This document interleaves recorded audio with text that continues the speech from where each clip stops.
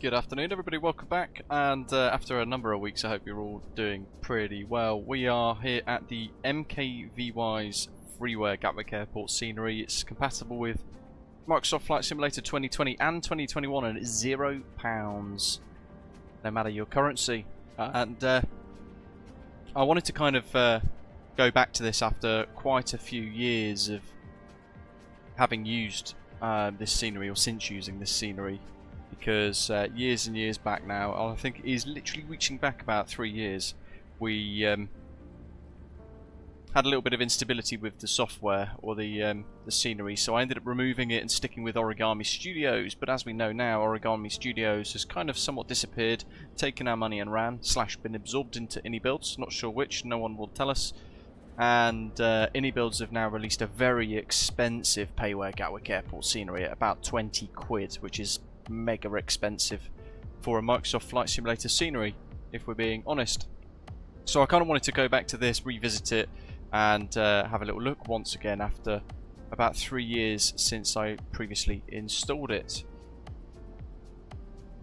For what it's worth, over there, in fact right in the middle of the screen, to the right hand side of that little spire, is South Point, which is where the Infinity Simwings simulator experience is at Gatwick, which I did back in March. Superb experience, and they have left our discount codes active as well, so if you're gold, silver, bronze frequent flyers, you can use the relevant codes, or even indeed just a subscriber as well. Any one of you can use a code to get some discount, 5, 10 or 15% off if I remember rightly. So that's all still active, and I've got to say, for a bit of freeware, this is superb, and it's all up to date with the latest kind of layout with the Uber gates and all that kind of stuff. The textures for freeware look very good, and there's a few little things that I want to go and have a little look at to show you guys.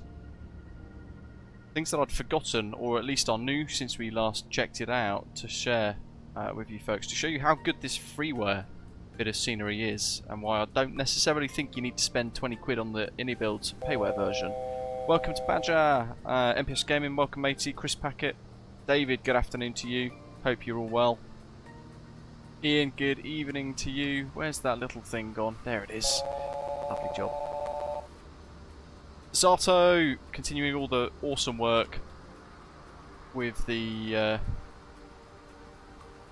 second Inspired by Japan series livery for Osprey. There we go, look at that little animated loader system thing. Look, I've not actually really watched it, I just caught it from in a distance. I thought I'll have a little look, watch it for a moment. Carlita, good morning to you as well, hope you're good. Callum, welcome. And everyone else in the live chat, wherever you are. Rab, good to see you matey. There we go, look at that. So this is one of the little animations that just bring the airport to life. And for freeware, this is kind of above and beyond, isn't it, really? Look at that. Little Emirates Sky Cargo racking. Not bad, eh? And that will go and get stacked off in the corner there. There's the little monorail. Still very basic texturing, as I remembered from last time, to be fair. But not too bad at all. Does the job, and they will lead us to the North Terminal if we follow the monorail, he says. And we're off to version 2 of MM Simulations IZMIR Airport today. Look at this. This is the Gatwick Ultra Premium Star Plus, or whatever the heck it's called. It's a bit of a complicated naming convention that MKVY has employed for it still, but I mean, look how great this looks. Just kind of mooching up over the top of the North Terminal hotels here. Really good. And it's free. We go over towards the bridge. The Boeing hangar in the backdrop now, by the way, has been purchased by British Airways. So that's now a British Airways maintenance hangar. And you get all these custom designed jetties, look. You're almost catching rays. Yeah, all these are features that are in the Payware 20 odd quid version from iniBuilds. And this is in a freeware version. It's so good. I'd forgotten how much detail was included in this. Got all the people up there, look. So as you're moving around and you're taxiing under the bridge, there's a little bit of life. Very basic animation, look, just a bit of a slideshow of shadowy people, but it's just there to give you that kind of look, if that makes sense. So as you're taxiing underneath it, you can see shadows, silhouettes, so you don't need the detail, which I think is quite a cool little idea. And here we are, along with the crew.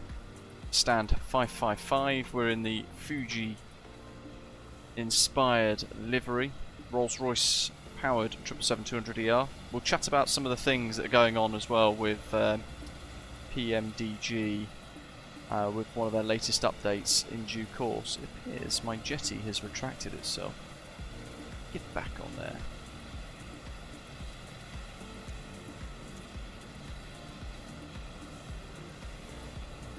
Oh, computer says no. It is a heavy stand. Oh well, that's a bit of a shame. Oh, puppy's going absolutely berserk downstairs. I can hear the missus shouting her.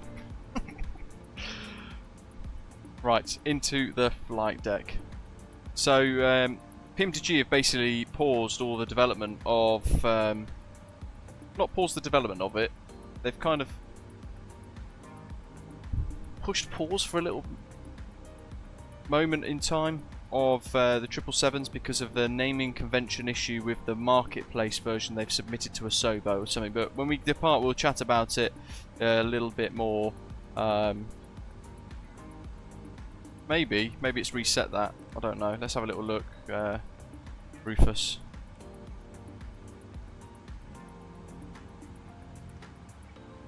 Passenger entry jetway.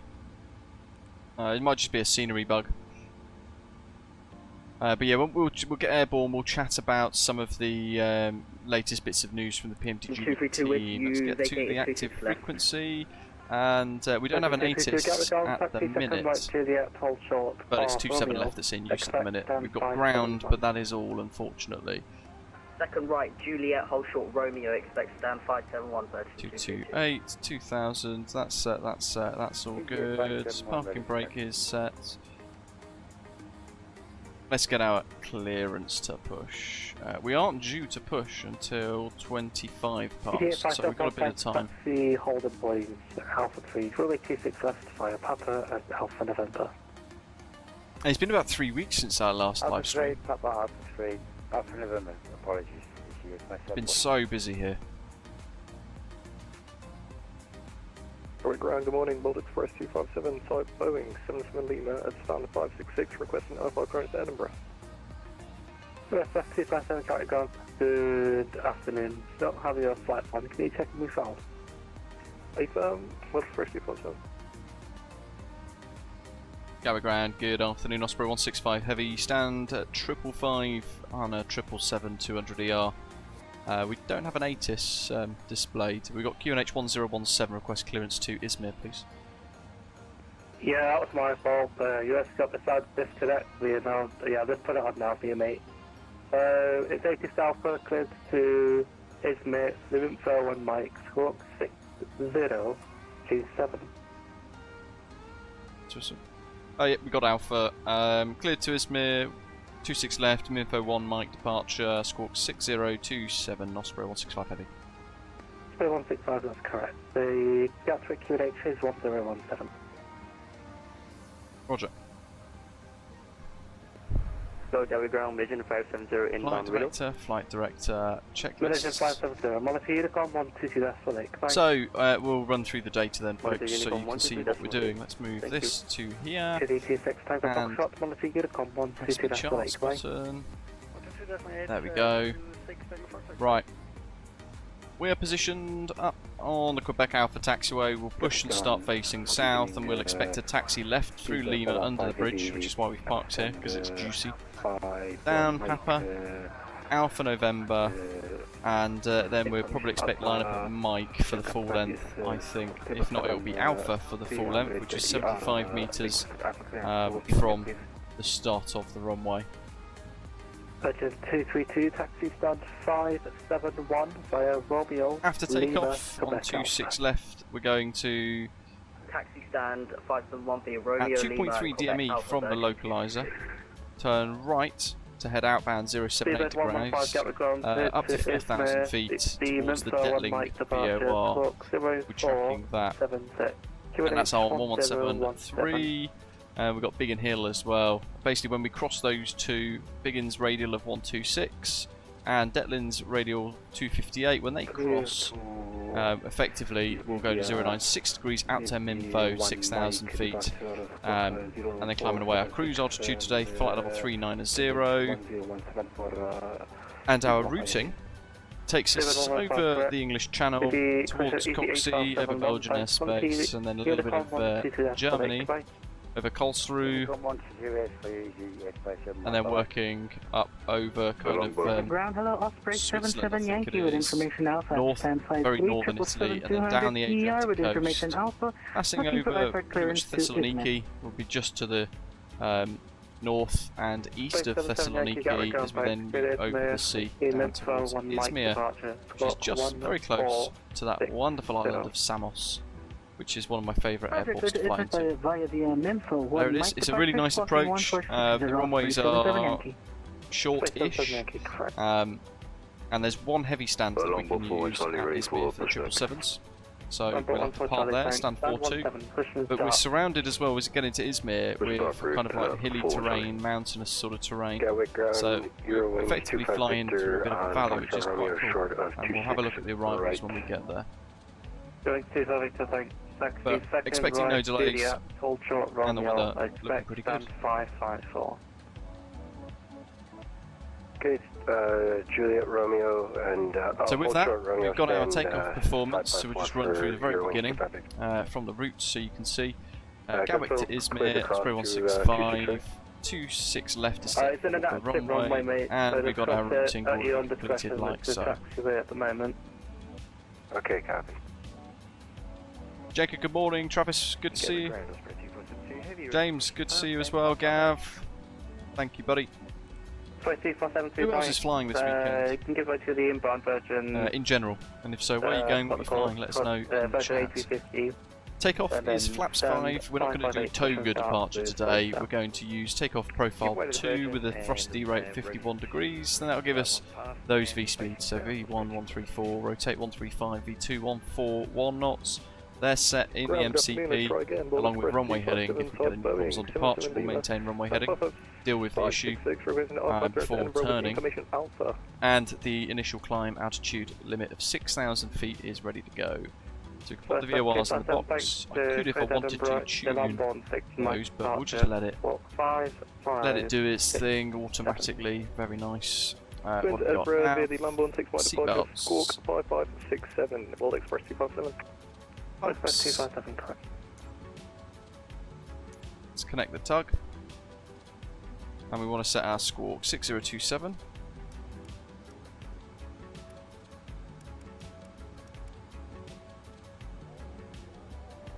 That's good. Radio. So MCP V2 heading track altitude set. Takeoff speeds are cross-checked. And the CDU pre-flight is all complete, ready to go. Trim units 0 for the aileron and 0 for the rudder. And the taxi takeoff briefing, we've already done that. So next is just beacon on. Thank you. Confirm stat 5. What? Sorry, say again your stand number again? 561. That's right, there it's for thanks. Stand 561, pushing start is approved, face to the south. Approved, face south. 25, 14. Got about at least a minute or so before we can really push, although it'll be early. We check the overhead panel. Afternoon pizza. Departure check. Auto start is on. Taxi stand 554 via Quebec Bravo. Taxi, stand 554, Quebec, That's, Bravo, Eurowings 25 Victor, thanks. Osprey, 45 Foxtrot, stand 563, request station start. Doors closed, armed. Don't forget about those. And we can have a look at the performance tool as well, actually. So 45 Not loaded that today. You just confirm the score please, Zach. I think it's a different cell temp, but I'm using SimBrief Swan today. Squawk was 76401, Osprey 45 Foxtrot. Osprey 45 Foxtrot, it's 7611, 7611. That's our first screenshot of the day. 45 Foxtrot. Longbow 41 Charlie, ready for taxi. Number 4 Charlie taxi, hold the point Alpha 1, runway 26 left, fire Papa We'll just set that ready to go. We can only push one direction realistically here, unless we get very non-standard, so there we are, all set up. And we got VRAS fired up for today as well, by the way, a program running outside of the sim. It's going to overlay on the nav display some extra data, like approaching 26 left. Station 561, I believe there's an aircraft blocking you, so I'll give you a call back. Sure, notice. Release parking brakes. Gatwick ground, Osprey 77 Yankee at 1053, requesting push and start. Release parking brakes.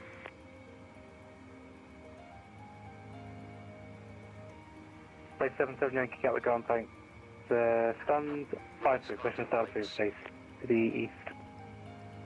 Facing east, push and start approved, Osprey 77 Yankee. And Osprey 165, ready for push and start in turn, please. Stand 555. 165, roger. Osprey 45 Foxtrot, we're squawking 7611 now. Release parking brakes. Place 45 Foxtrot, roger, no worries, I'll give you a call back. In fact, how far can you push off of stand 563? We can make a long push, Osprey 45 Foxtrot. And where would that push stop you? We'll find out when it stops. We can go past the Quebec and Quebec Alpha Junction. You mean Quebec Charlie? Yeah, sorry, correct, Charlie. Release parking Yeah, brakes. it's like, I suppose 45 Fox push and start through long push. Off of stand 563 to face out. Release parking Roger, brakes. start facing south and long push, Osprey 45 Foxtrot. And Osprey 784 Gatwick ground. Release parking Go ahead, brakes. 784. Osprey 784 able to push to face north? I can give it a shot, yep. Yeah, just tell me if you can please, otherwise I can arrange something. There's no rush. Gatwick ground, Osprey 2472 is ready for taxi. There's Ian. 2472, thanks. Just waiting for inbound traffic, give you a call back. So we've got ourselves 41 Charlie, continue with uniform 122 Delta Lake, right? in a position now where we are ready to go. Thank you. On the speed of 15 heavies and 51 Release parking brakes. 7115, thanks. We're busy. Oh, there's a 7-3 as well down 5 there. push and start, please, me to back. Very nice. Release parking brakes.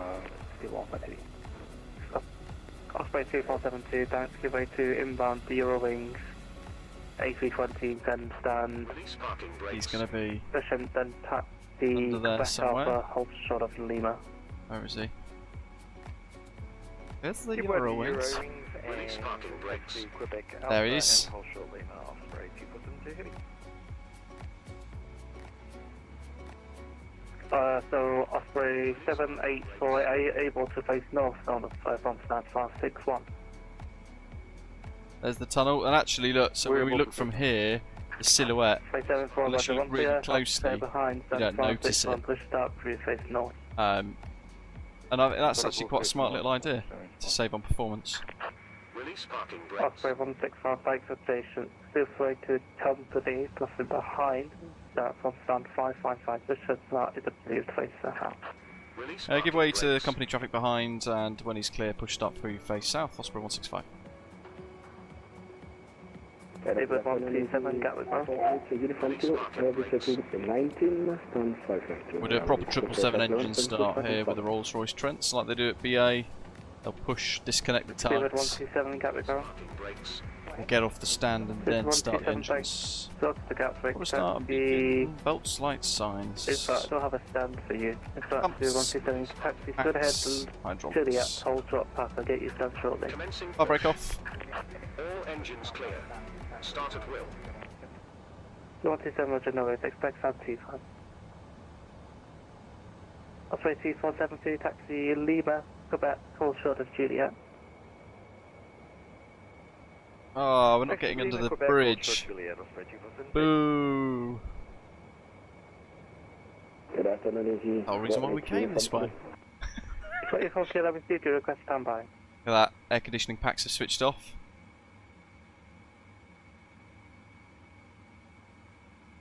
Steven 127, taxi stand T5 via Juliet, November and Kilo.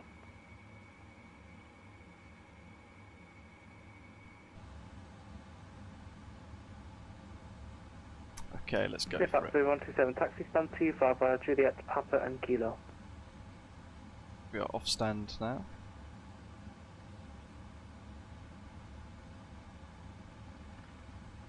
Say 45 Foxtrot, you're going to start your push? Osprey, yeah, 45 Foxtrot. Left and right, run. Auto starts. Yeah, no worries. Here we go. Well, Steven let's go 127, outside. Gatwick ground. ready for push and start. Aware of Osprey train. Okay, Roger. Steven 127, Gatwick ground.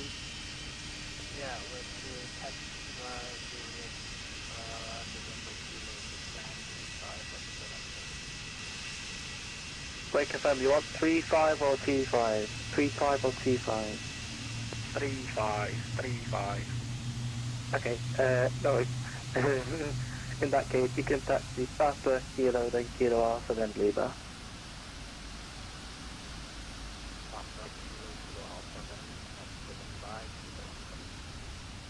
Well, left 257, Roger.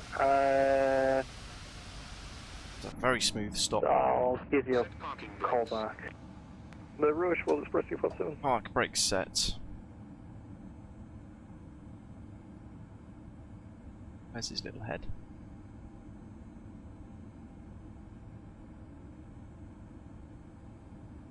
So that's 257 from 566. My that's not going to work. That'd be the Gatwick dog ground, good brake afternoon, going EG absolutely 5 on the berserk. MKVY vacated, runway 26. Right, what have we got? Engines 1 and 2 Coming over, look good. expect Juliet, Peace. full shot Romeo, expect stand 48. Right limits. Taxi Juliet, hold short of Romeo, expect stand 48. EG 5 625 on for the the trim. Is he 48 uniform Kilo, Gatwick ground, ready to copy? Yeah, good.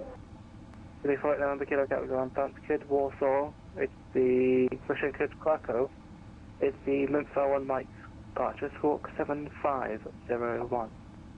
Right, anti-ice is all on Main 4 automatic. Recall, Megapack TCAS off, ready should for push clear. and That should be the only one Sorry, up one there kilo when we Russia. get the recall done. That's good. All the Tow brakes. truck disconnected. RTO, flight Bypass controls, pin removed. checked. We'll do that on the taxi. Yeah, sorry, T472. Except for rudder, we'll do that now. Juliet, Alpha November, Ground hold out equipment for 1. clear.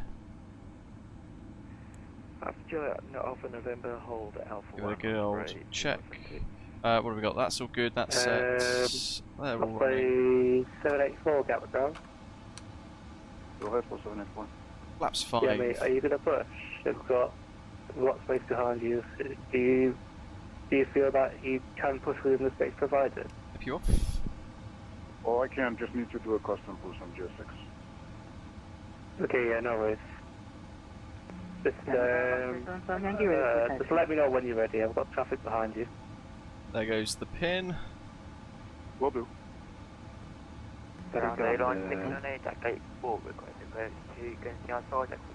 There's the wave. ATR-600. Oh, while we're waiting. Gatwick ground, Osprey 77 Yankee, ready for taxi. 577 Yankee Bank, back to Papa, hold short, yeah. Roger, taxi Papa, hold short, Juliet, Ailerons Osprey and 77 Yankee. elevators. Gatwick ground, Run free. Speedo 15 heavy. Can't get in. Ready for taxi runway 26 left. 015 back, you wait to the Osprey, 777, then taxi Papa, hold short Juliet. Papa Juliet, following the 777 for Zero 5. Well, Express 257, 7566, push and start, through face south. First up, rear face south, hold Express 257. And Osprey 165, request taxi. Osprey 165, thanks, taxi Lima, Quebec, hold short Juliet. Taxi Lima, Quebec, hold short Juliet, Osprey 165. Osprey 77 Yankee, get back to the company. Order system Off your is right hand side, armed. then taxi Papa, Alpha November, hold after 3. Roger, we'll give way to the company. There's Papa, a Alpha weird November, Alpha 3, issue with that brake sticking. Airlines 678, Gatwick Airport. Yeah, Okay. Cuban Demon they are. The GEs are massive. The Rolls-Royce Trent 992s are pretty big still though. The Pratt & Whitneys though are tiny. When you compare the three, the Pratt & Whitneys look very small in comparison. Get the window open, it's a bit toasty. 0678, correct. Osprey 45 Foxtrot, ready for taxi.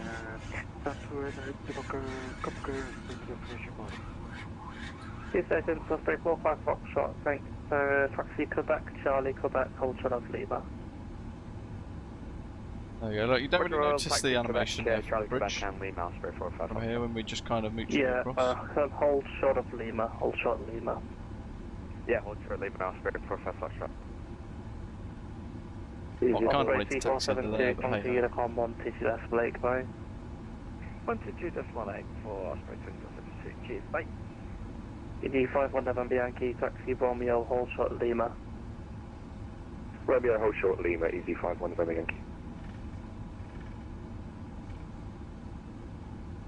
David 115, taxi Papa Alpha November, hold Alpha 3. Papa November, hold Alpha 3 for people 1 Station calling, say again. Back. Who is the station that just called? Carlito, I think he's calling you, mate. We have information out for QNH 1017 requesting IFR clearance to Edinburgh. Type 8 reclining.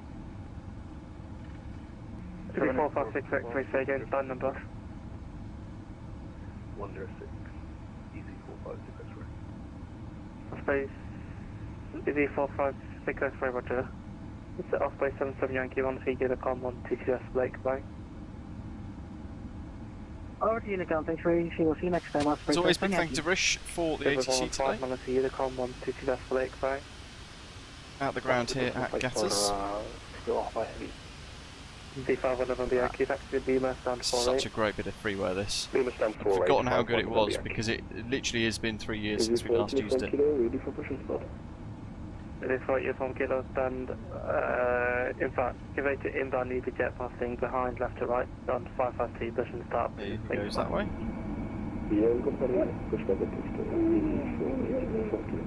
C456 X-ray, Gatwick ground, ready to copy. If easy 456 X-ray. C456 X-ray, thanks, here's Edinburgh, Hold short Juliet, so we've got a hold here at the Quebec 1 sign, it's just there. 7772. We are clear to Edinburgh via the Levels to come out departure and call for 7776 easy 456 X-ray. C456 X-ray, that's correct. 345 Foxtrot, give way to the EasyJet now, passing right to left, then taxi Quebec, hold short Juliet. Roger, we'll give it to EasyJet, then Quebec, hold short Juliet, Osprey 45 Yeah, Jenku, yeah, you do. Osprey 165, thanks, taxi Juliet, Papa Alpha November, hold Alpha 3. Taxi Juliet Papa Alpha November, hold Alpha 3, Osprey 165. Yeah, right, so we've got that continuation of taxi. Easy 77 ready taxi. ED77, thanks. You've got BA Euroflight for the where short are haul you? routes. I think that's Ian departing. And you've also got, well that's Ian over there. We're currently at gate 567. And you've also got BA's long haul beach fleet services got two going out of stations, here as well. ED778 and ED77, which one are you? The Airbus A319 at gate 567. Try and get another gap in, Carly, to PMDG 777 transmit. Roger, I don't seem to have a flight plan for that call sign there. You just double check you have the correct call sign. Display Foxtrot Taxi, Juliet, Great scenery. Papa, and Alpha. Last time I used it, Sierra, hold Alpha I 2. don't want to jinx it, but this is what happened last time, 3 years ago, which is that is what made me kind of uninstall it at the time as well. I got as far as the English Channel, and I pretty much got over Calais, and then the whole thing crashed FS2024, thanks. to desktop, To which is Taxi rather Quebec, annoying. Charlie, Quebec, Vulture, Papa. Juliet. Alpha November, Alpha 3. To hold short Juliet, Vic, Keeping it Quebec, Charlie, wide. Quebec, World Express 257. Osprey 165, 12, Unicom 1122, Vessel 8, fine. We'll go over to Unicom. Thanks for the ATC. Have a good day, Osprey 165. Bye. Osprey 45 Foxtrot, unless Unicom 1122, Vessel 8, fine. Just caution the wait till on departing aircraft in front of you. Checklists. Gatwick traffic. Flight deck, let's close it. Gatwick traffic, Osprey 77 Yankee, departing runway 26 left, guy. flight info 1, Mike departure. Locked, closed, latched. Before takeoff, flaps 5. Pre-takeoff checks completed. So let's get TARA. We won't pop TCAS on yet. And Gatwick traffic Osprey 165 heavy is holding short 26 left at Alpha 1.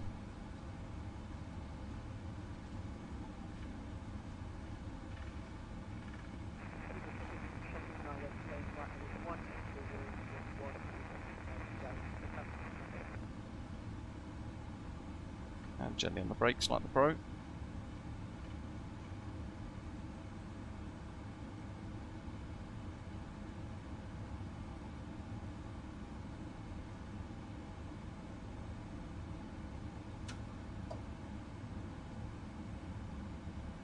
Parking brake sets.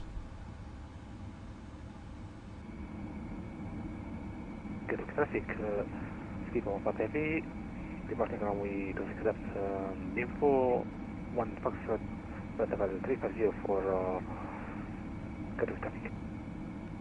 Gatwick traffic, Osprey 77 Yankee, airborne 3600 for 5000, Question is, departed, climbing where's via that the guy going, Lemco the VA? 1, Mike departure, final call, Gatwick.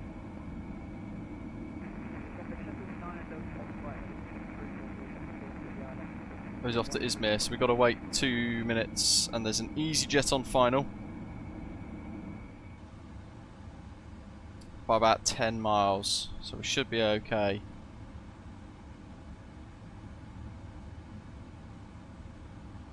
But he's going to Ismir, so we've got to allow him to roll really. I'm just trying to work out.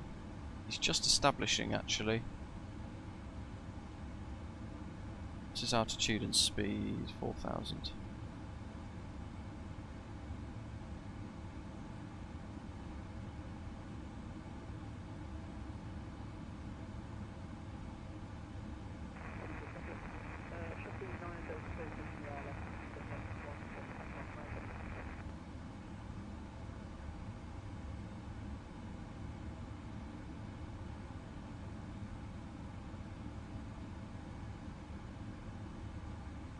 Dale, last station calling, you were very static. Was that for Gatwick traffic?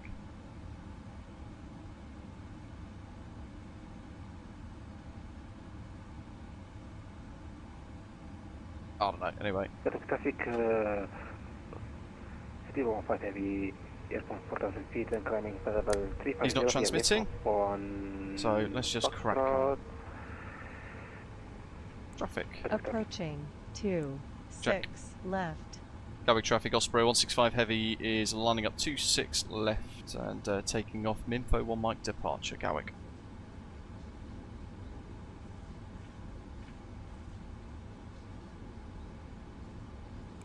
Gatwick traffic, Osprey 45 Foxtrot, continue to hold Alpha 1, runway 26 On left. runway 2, Radio. 6 left.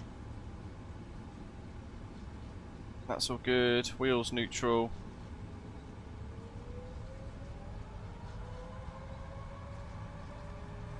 Engines are good. Toga. Disregard the checklist on normal, that's for the window. Speed's alive. Power sets. Big D rate. 80 knots.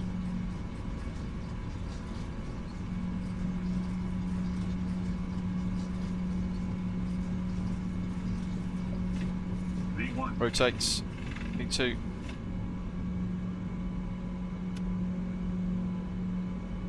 A little bit of a crosswind. Positive rate. Gear up.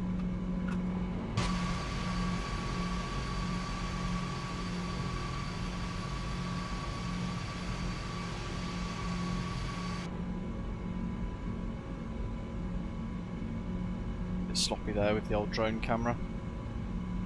And Gatwick Traffic Osprey 165 is airborne 1500, Minfo 1 Mike, final call.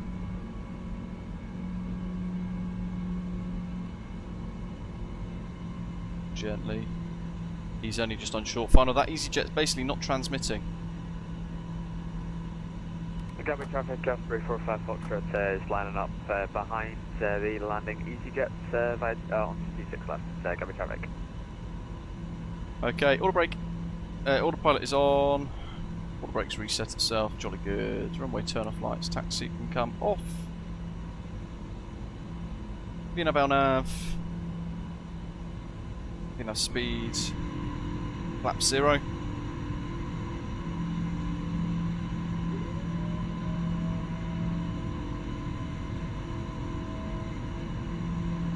Jordan, good afternoon. The CSS 777 in Demon, bit of an odd one that.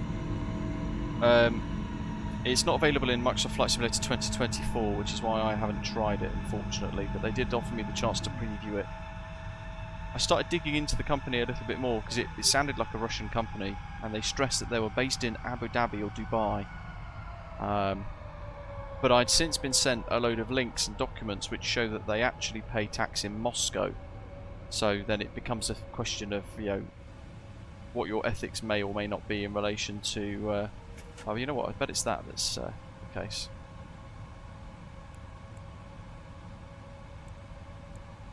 In relation to like the invasion of Ukraine and all that kind of stuff. I'm gonna override. Checklist override. After takeoff, green.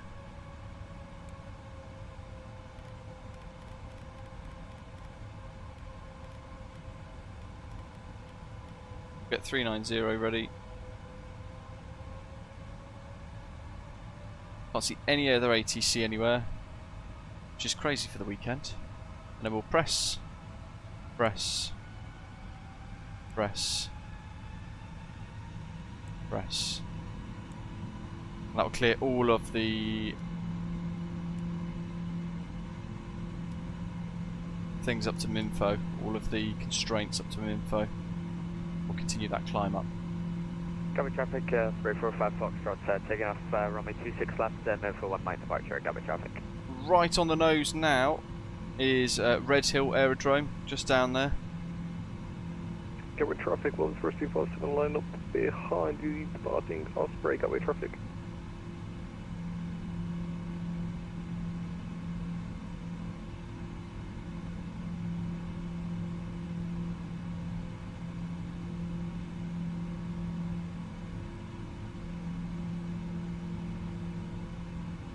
Jenka, that's pretty neat.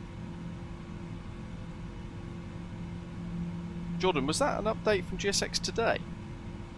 I've never tried X-Plane 12, no, it doesn't really interest me if I'm really honest. I've always been a bit of a Microsoft Flight Simulator guy.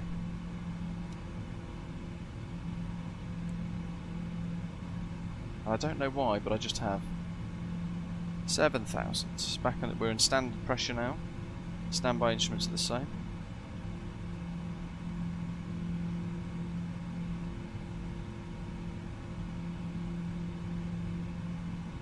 Tracking the Ockham VOR now for some reason.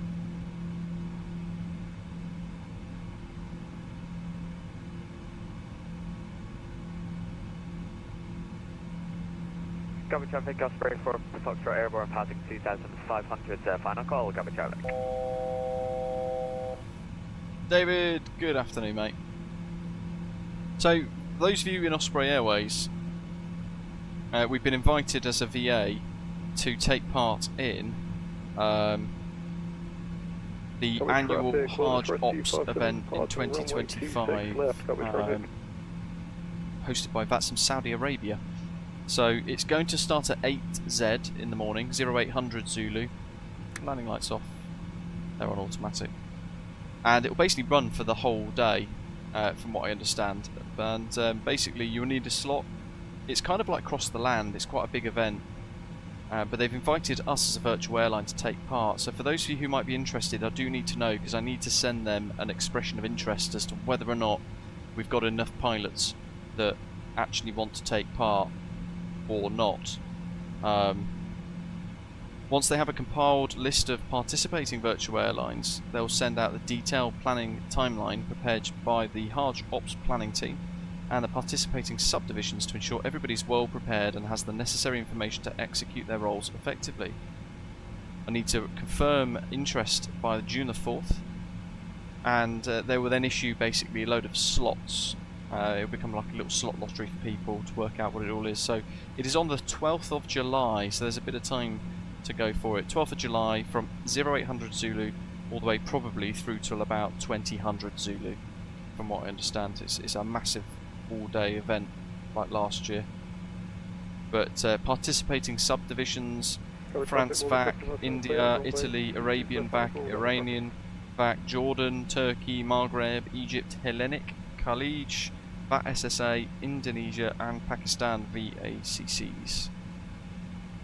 So quite a few things, quite a few kind of VATSIM groups taking part, and they've extended the offer out to us. I think ordinarily they tend to like offer the real airline VAs and all that kind of stuff, but it's really nice they've included us this year, which is quite cool.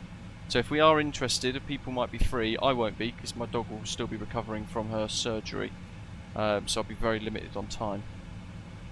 But if you are interested in taking part in flying for Osprey Airways, then do let me know in our Discord server. In the New Sky tab, there is a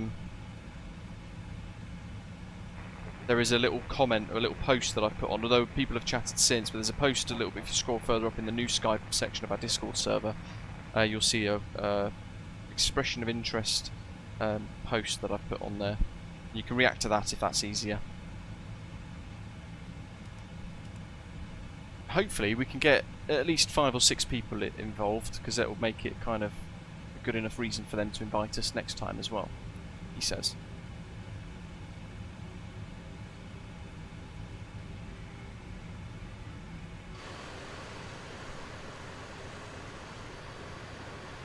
There we go, climbing away. I'd forgotten how nice that freeware MKVY Gatwick Airport scenery is. It's been quite a long time since we've used it. And actually the performance is superb on it. Although, you know, I appreciate I'm in a very well optimised aeroplane and a very powerful system at home, so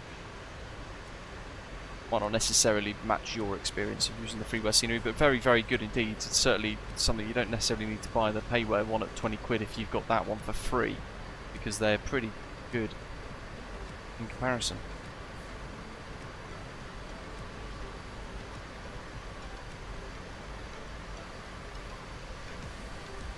Ian's in. Awesome. Do let us know.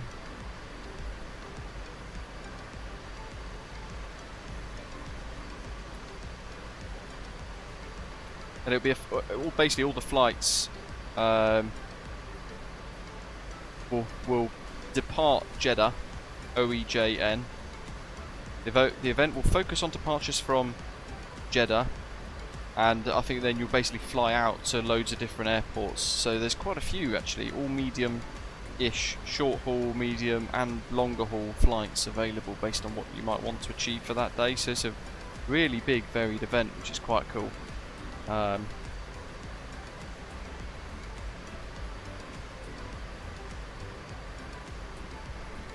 It's quite nice. The Saudi Arabian VAC is delighted to extend an invitation to your esteemed virtual airline to participate in the upcoming Hajj Ops 2025 event, taking place on the 12th of July 2025. It's a nice email. They'll also be live on the official VATSIM Twitch as well for like the behind the scenes program, and there is a booking system that they will launch nearer the time, but also that's where the giveaways get run as well. So they will be running a giveaway through the event for all of the pilots flying with slots, which is why if we get quite a few of you flying for Osprey, each one of you will be in with a chance to win some goodies, but I'm not sure what the goodies are just yet. We'll find out nearer the time.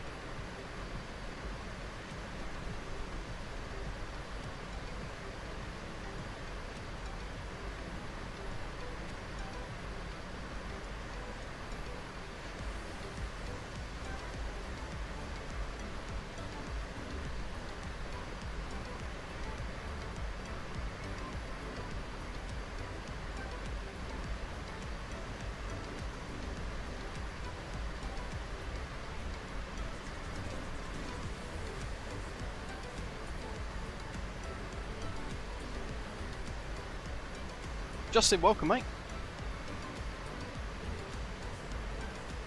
No worries. How was your dinner? Hopefully it was a good one.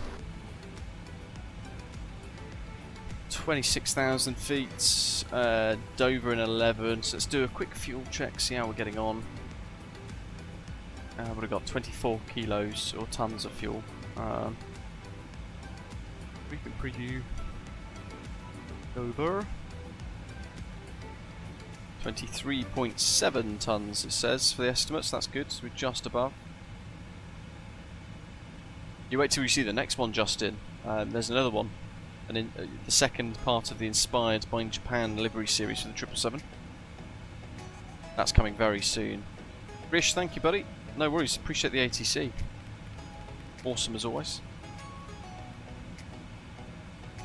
Crazy, we've got no London, no not very much ATC on at all today for a weekend, although the weather is superb as of today. 23 degrees, sunny, really nice and warm, light breeze.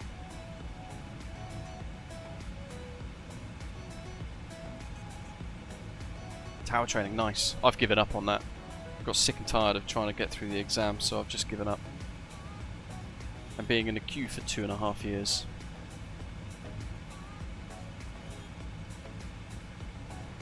So let me read through the PMDG forum post from the other day, just so we can kind of get that locked in.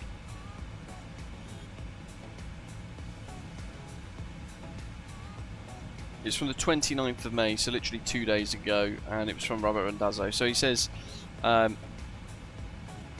last week, when beginning the process to push the 777-200ER and the 777 Freighter for the Microsoft Marketplace, through the Microsoft Flight Simulator Marketplace, in 2020 and 2024, they hit a snag in the product acceptance audit that revealed we had made an error in the naming convention for the 777 product line in Microsoft Flight Simulator 2024. The error is present in all 777 products, and whilst it does not affect how the product runs, it affects product placement and the relationship between the 2020 and 2024 versions of the product within the marketplace ecosystem and within PMDG OC3. To put it another way, the issue must be fixed in all our 777 products, the 200ER, the Freighter, the 300ER and 777L, before they can submit them to the marketplace 2020 and 2024. Yeah, welcome buddy. Joining us as a bronze frequent flyer. Thanks mate, appreciate it. So they said they know what the error is and they know how to fix it, but it requires a bit of time and testing in order to validate the fix doesn't break anything, because it is a change to the naming convention of the core of the product, and that always comes with some risk. There are a few key developers required for the fix, and one of them got knocked down by flu, which has slowed them down a little bit, but PMDG anticipate having a fix in place for our testing teams to work with on Friday of this week. The plan looking forwards is that we anticipate at least a week of testing, and then they'll be hopeful to submit the 200ER, the 777 Freighter and the 300ER to the marketplace for 2020 and 2024, 1 week from Friday. But that is all subject to change in the event of any unexpected problems. But as an offshoot to that topic, PMDG have then said that they've placed on hold the release of the 777-300ER, that they had hoped to release this week. They had a release build for the 777-300ER in the cloud and prepped for release on Tuesday, but the naming convention problem being discovered has affected the entire 777 fleet. So until they've got a firm fix for it, they've said they don't want to add another product into public distribution because they don't know how the fix will be affected and whether it can be done simply or not. They said, we anticipate the 777-300ER releasing almost immediately upon us confirming that the fix works for the 200ER and the 777 freighter, but they'll keep us informed as to the progress so we know what to expect. The 200LR is delayed slightly. It says, as you could probably imagine, that I'm hesitant to hand a fourth 777 to the testing team when we're going to be jamming them with fixed testing for 3 other products. So they've placed the 77L in holding until they get the other 3 released. Once the 3 have been released, the 777-200LR will then go immediately into testing with the new fix in place. Number of issues researching, working and resolving in the 777 family as a bit of a side branch for the news topic. Normally PMDG would hand us a new version update today, but the issues above that we've just spoke about, the naming convention, has basically consumed all of their time effectively. So we'll get the larger updates as part of the fix package in due course, by the sounds of it. As always, we're focusing on trimming down the low-hanging fruit that causes the most noise from a customer experience perspective, and they'll be doing that for some months. For those of you who like the DC-6, they gave us a bit of news the other day as well. Jason has capitalised on a bit of downtime on his 777 work to sort out the problems they've been having with LOD issues in 2024. We're optimistic that the DC-6 will be in testing within days, and if that goes well, she'll be out to you in quick and tidy fashion. One word of caution from PMDG though, they say that the hang-up on the DC-6 has almost entirely been related to faults in the level of detail model swapping process within Microsoft Flight Simulator. They've been present since the inception of 2024. We've seen it in a lot of sceneries as well, to be fair. And Asobo have indicated that fixes, changes and improvements are coming to the LOD handling process with its update 3. PMDG say that it's been their experience that anytime Asobo touches the LOD system, it creates all manner of hell because things invariably get changed without documentation, and we have to spend some time feeling our way around to make things work again. So that sounds good. Those of you waiting for the DC-6, sounds like we won't be making much longer, but unfortunately they've frozen the product scope and the schedule is set based upon the remainder of the work required. Yeah, the main topic of our weekly all hands meeting today was to map out the rest of the work required to bring the 737 into Microsoft Flight Simulator 2024. We've frozen the product scope and the schedule is set based upon the remainder of the work required, but the 777 issue has intermittently sapped resources from the 737 development effort. As soon as they get the 777 sorted, more and more of the resources will be back properly on the 737. And then right at the very bottom it says, for those of you looking forward to the 747, they'll return at some point in the future with updates, glimpses, once they have the 777 hangar back in proper order. Stay tuned because it's shaping up pretty well, it says. So they've got their hands full, I think, effectively.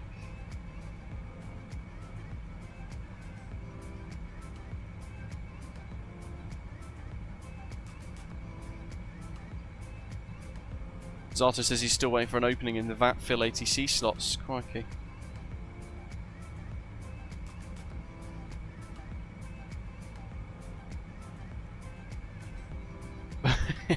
Yeah, there is that, Birdman. And there is a bit of a difference, isn't there, between different countries and the, quote, training that the controllers get. Although, in theory, it should be pretty consistent across the board. Justin says we've got Cross the Ditch happening in Australia and New Zealand again on the 15th of June. Get your slots confirmed with VAT Pack if you want to take part in that. Hopefully a couple of Osprey pilots take part in that as well. Which 777-200 engine do you prefer? I like the GE90s. Although the 200ERs have taken me more places on holiday as a passenger. But the GE90s are always good because the sheer power and the size of the engine was always pretty cool.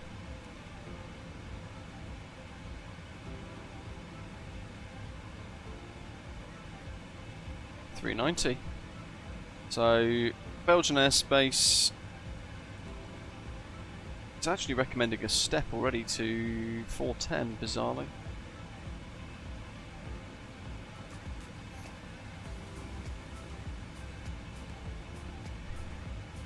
We've got no ATC online at all. VATSIM radar. Let's have a little peek.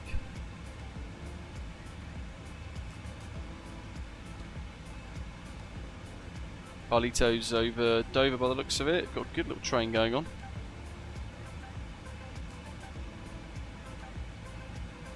Yeah, not very much ATC at all. Let's have a look at Volanta.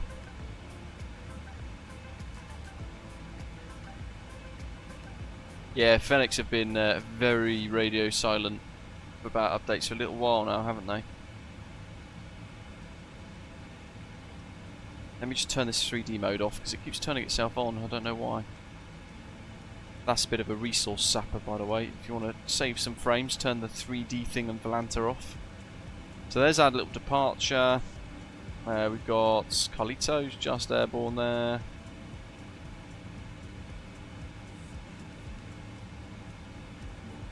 Oh, look at that. Speedbird 7 headed out of Heathrow for Haneda. Very nice. Callum's up in the 7-3. Oh, look, there's me.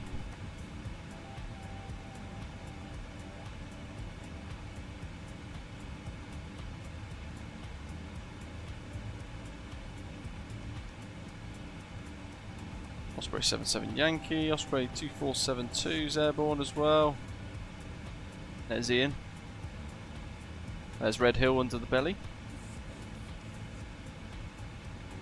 And then we've got Badger, Box 919 at the front, flying the Aerologic triple freighter. I think. Oh, Easy 8591 is airborne as well. I think that's all of us. Unless there's people on different routes.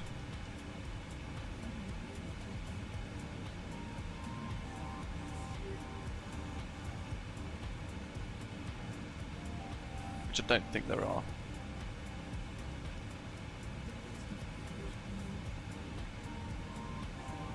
We look good, we look good.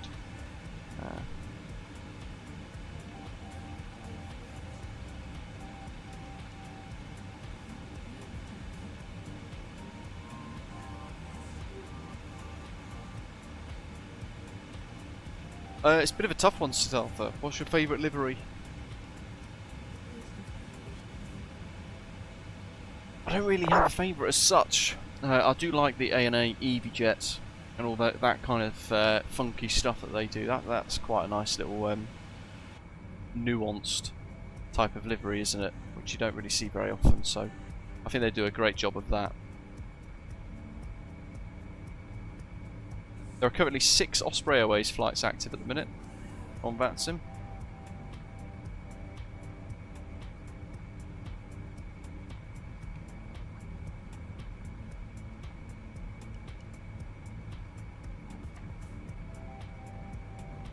Justin says there, curious question, are you happy paying for the 777-300ER considering the 200ER is such a great add-on? Saying that, and I'm only still running 2020. So if you've already got the 777-300ER in 2020, Justin, the update is free, 2024. If you don't have it, and you've only got the 200ER, it's available in both simulators as part of the one purchase, but it's a question down to whether or not you're going to use it that much. I'm terrible. The more the better, and the bigger the better as well. So I've got a big... I get a... how's the best way to phrase this? I really enjoy flying heavies in flight sim, even on the short haul flights. So for me, the 777-300ER, I would very much like to have that in the package as well. But it's a question whether or not each person can afford it, what their preferences might be, what routes they like to fly, and all that kind of stuff. Personally, I'd be happy paying for it. I think it's an awesome package. But some people will say, well, actually, I'm happy with just the 200ER, but that's why PMDG have offered them all as separate packages. So if you just want one, then you can just have one, if that makes sense.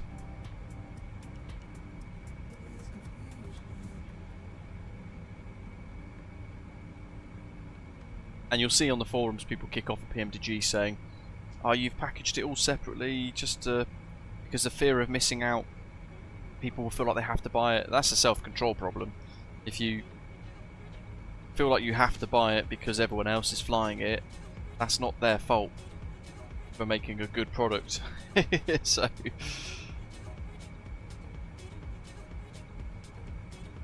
that's my opinion anyway. Oh, I didn't know that, Zato. That's a good bit of research.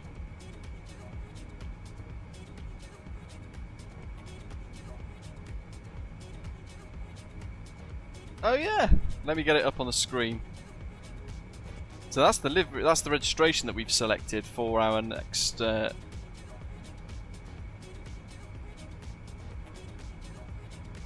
inspired by Japan livery. My goodness, what an ugly livery that used to be, just with that line.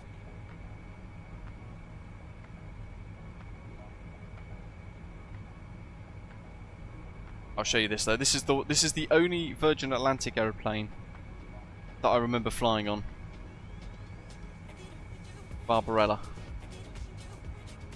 No, that's a YouTube video. We don't want that. Just need a picture. Yes, reject all. We don't like monitoring. There we go. VROM. Awesome photograph. There she is, Barbarella. Flew to St. Lucia on her. I can't remember which one I flew back on. I think it might have been Barbarella again.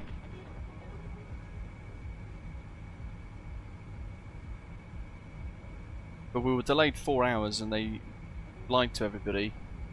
Moved us from one part of departures at Gatwick to another, then opened the gate to buy them time so that at 4 hours they didn't have to start buying everybody meals, dinners, drinks and all that kind of stuff. So they showed us boarding at like 3 hours 49 minutes or something crazy like that. And then we got bussed around Gatwick, like literally like a whole loop of Gatwick, before we then went to a remote stand where this aeroplane was, and then we boarded via steps to head off to St. Lucia. I've only ever been to St. Lucia once as well, actually, for what it's worth.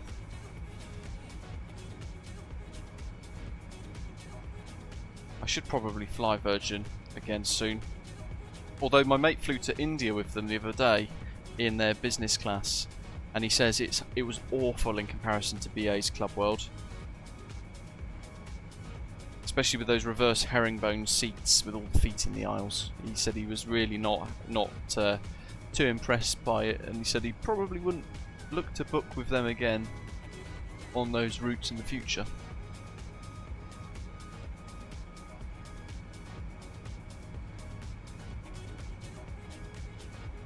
Just yeah, in our wills we should write in all of the stuff we've got for flight sim.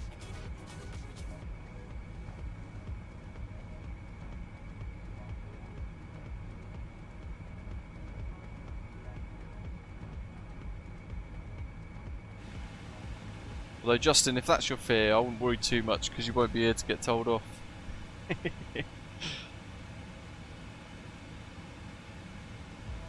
Every cloud.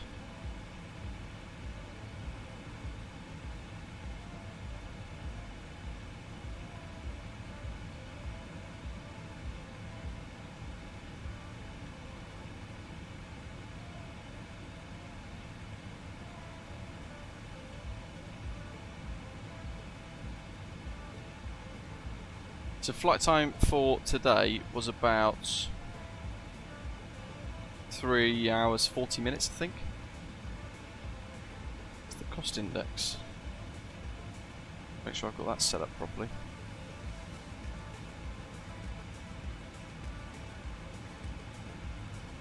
In that 80, yeah.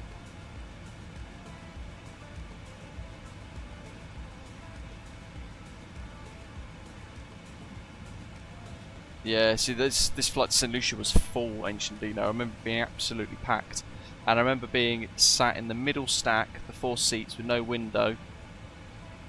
And I really didn't enjoy that. I like having a window. I'd have liked to have seen the mountains and things flying into St. Lucia.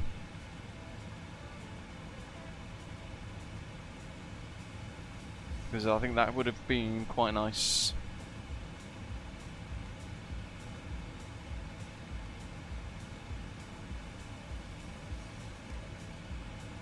Should we step to 410?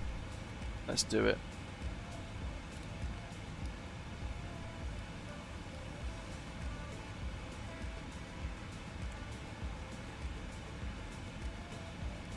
Very, very smooth entry to climb.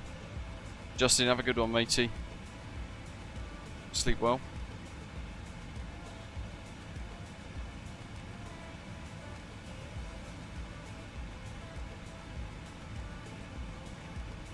Very high level cloud here, by the looks of it.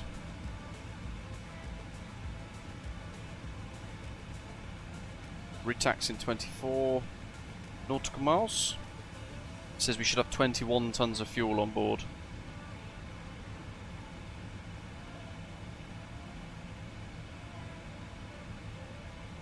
Oh, Zato, nice.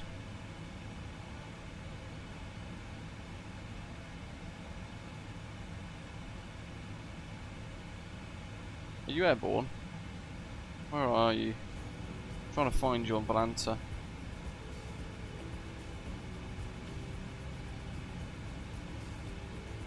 Oh, there you go, 77 Yankee. Oh yes, there we go. That's going to be the next inspired by Japan livery. It's got some beautiful cranes, some Japanese style patterns all within the tail logo. And Zato, how long have you been working on that one? I think 4 weeks, 3 weeks. It looks absolutely stunning. Look at that.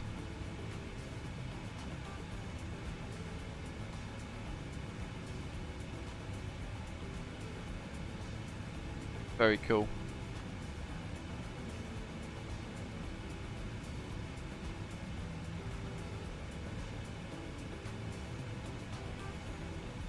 So there's your glimpse at what's to come, folks.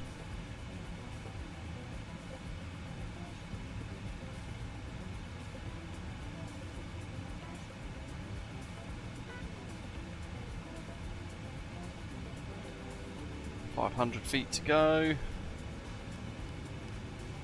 Smooth this right down. 400 foot per minute. Make passengers not even feel a thing.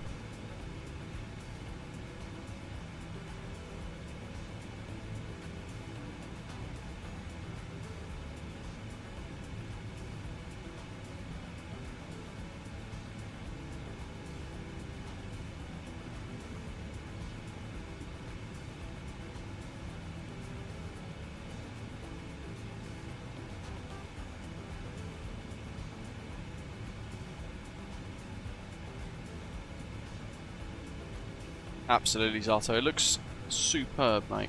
Thank you for your efforts, as always.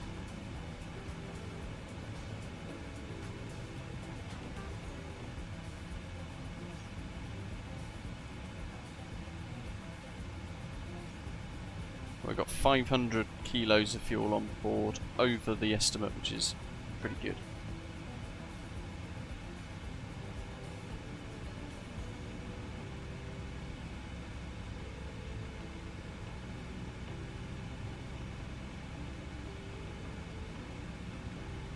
Nice little tailwind shoving us along as well.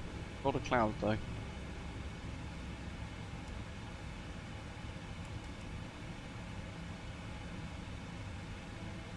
We have to keep an eye on that BA flight because it's level with us. 12. Yeah, about 12 miles ahead of us, so we just have to keep an eye on him. Or them.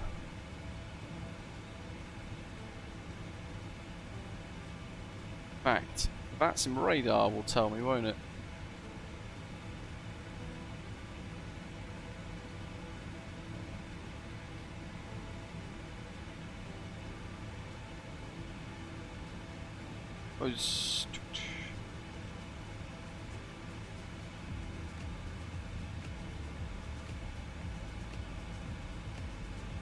Apparently that's Ian, actually. Ground speed 496 knots, so I'm going a little bit quicker. Altitude 41.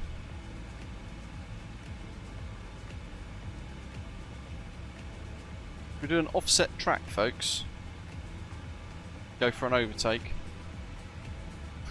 Or shall I slow down for you, Ian?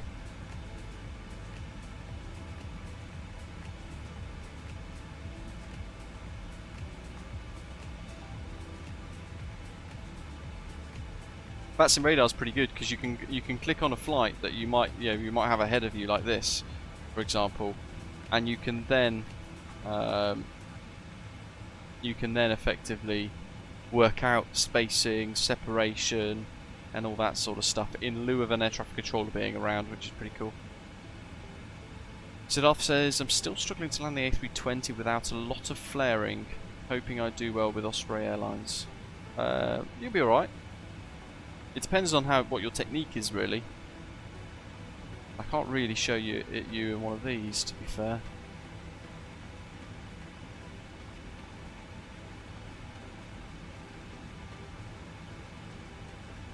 We've got a little while before we catch Ian up anyway, so we've got a fair bit of time.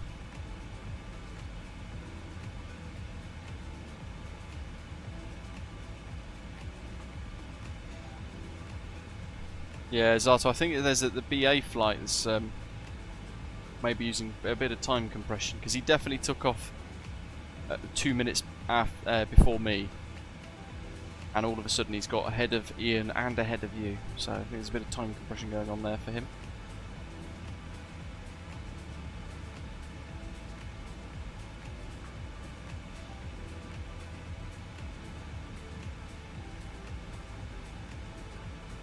I feel like I've missed, or potentially missed, a lot of flight sim news over the last couple of weeks. So I've been down in Somerset for a little while. May the 30th, iniBuilds have released a significant update to the A350 airliner, including, quote, extensive overhauls and refinements across core systems, new features and more. Update V1.0.11 includes new fly-by-wire features, auto derotation, which assists pilots during the landing phase after the main gear is touched down. The system prevents hard nose wheel touchdowns by avoiding any abrupt or exaggerated pitch changes by the pilot, helping improve landing consistency across different weather conditions and pilot landing techniques. The update also features enhanced GPS jamming, with the satellite signals becoming degraded, blocked or completely unavailable upon entering a jammed area, impacting navigational accuracy, ADS-B reporting and position data for the FMS. The A350 heavily depends on GPS for efficient, precise routing, even though it also has a IRS and backup nav source to fly the route, but functionality will be severely limited. Alerts will be triggered and a switch to alternate nav modes will be forced. Initially, the GPS jamming system was randomized and not region specific, but the new version, as of yesterday, integrates live data for a much more realistic experience, only jamming where GPS jamming is going on.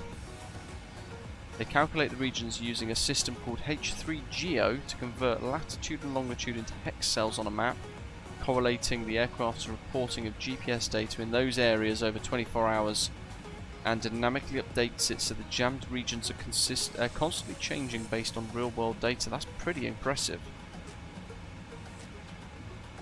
A throwback feature present in their X-Plane A300 and A310 has made its way to Microsoft Flight Simulator, allowing pilots to print takeoff data, flight plans, METARs, mailbox and more in the A350. They're using a combination of 3D animations and show hide attachments to simulate the print process and the placement of the paper on the chart clip in the cockpit. That's pretty cool as well. Very impressive. For Microsoft Flight Simulator 2024 pilots, the planned route API is now in working order, making it possible to send and receive the flight plan from the SIM FMS and vice versa, using official Lido nav databases and real-world submitted flight plans to provide accurate routing information. The feature will be utilised in the simulator's career mode in the future. iniBuilds have also added a new condensation effect. So the aircraft generates condensation on the cockpit windows using the difference between outside air temperature and simulated cabin temperature, building up or dissipating over time depending on the conditions. The windshield heat status is also taken into account just like the real aircraft. This effect is exclusive to Microsoft Flight Simulator 2024. We've also added a wide range of new ECAM messages. Some of them were disabled in 2024 though due to a bug in the simulator. Well, that's a huge changelog, guys. My goodness. Loads of sounds. That's pretty cool. I do love the A350.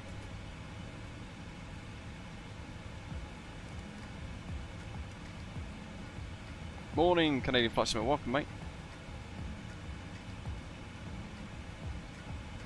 Yes. Oh, yes. Where is it? Where is it? Where is it? Majestic software. Here we go. Let me bring threshold up. I missed this as well while I was away. This is disappointing news, right? Because the Q400 is one of those airplanes that a lot of people have been asking for. Yet, Majestic, I think, announced it, what, 2-3 years ago? I'm not entirely sure when they mentioned it actually, but it was during 2020. But the other day, May the 27th, they released these little updates here showing some renders. So Majestic Software has made their first public appearance in a long time with 5 render images of their upcoming Bombardier Q400, popular turboprop airliner used in North America and Europe. There we are. Announced during the early days of Microsoft Flight Simulator 2020, the Q400 hasn't seen much tangible information other than the occasional "we're working on it" quote, but Majestic has finally taken a bold step showing some renders of their product, but note that the renders are not in the simulator by the looks of it. They say they will be sharing in-sim screenshots when it's permissible to do so. And we don't know if it's going to be available for both Microsoft Flight Simulators or one or the other. But that's all we've got. We've just got these very basic renders, which, I mean, look at the turboprop there. It looks very rough and jaggedy, doesn't it? It's not going to let me zoom in, is it? Open image in new tab. Enhance, enhance, enhance, enhance, enhance, enhance.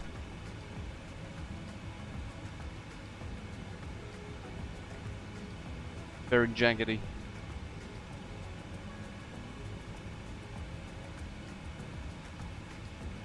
So yeah, an aeroplane that I think a lot of us have been looking forward to, but I don't know if they've thought, you know what, it's been a couple of years now, we haven't actually told anyone or showed anybody anything. Let's give them something. But when you look at it, you see how far behind this is, right? Look at that, there's no cabin on that side. In fact, the whole fuselage is hollow, because this is the left-hand fuselage, but you can see in the window there the right-hand wing through what would ordinarily be the roof and the sidewall of the right-hand side of the aeroplane through the windows. So yeah, that's years and years away. Very disappointing, to be honest. And actually, I think optics-wise, although it is only my opinion, I would have probably said don't release that.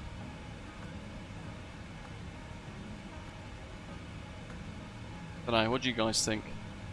I wouldn't have released that render as a news article, because it shows you how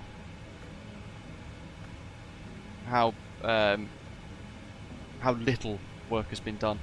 Taser, no, it doesn't look like there is a right side or top of the fuselage. If you look at the renders, look, that's left, that's left, that's left, and that is prop left.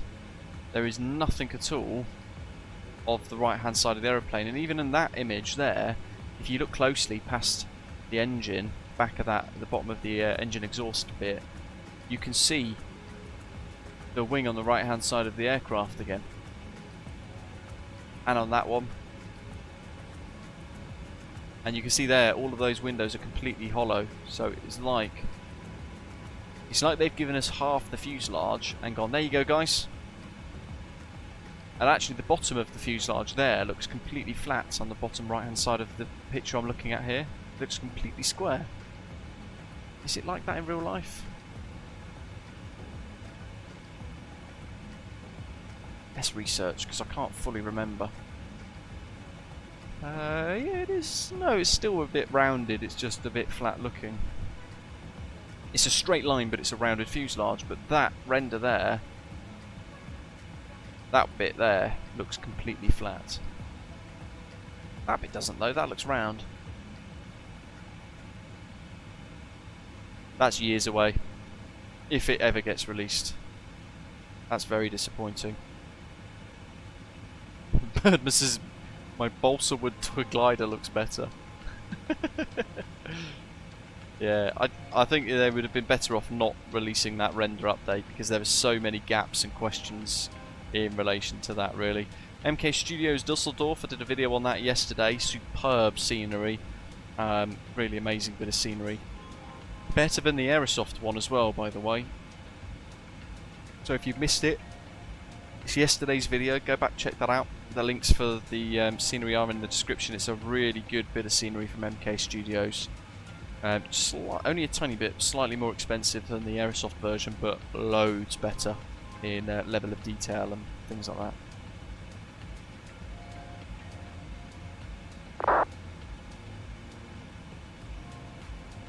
Actually, there's not been much updates by the looks of it.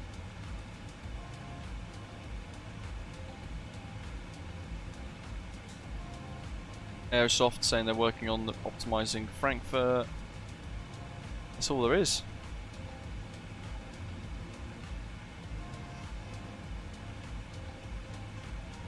Badger, yeah, it'll be the case of quality wings, he says there. Possibly.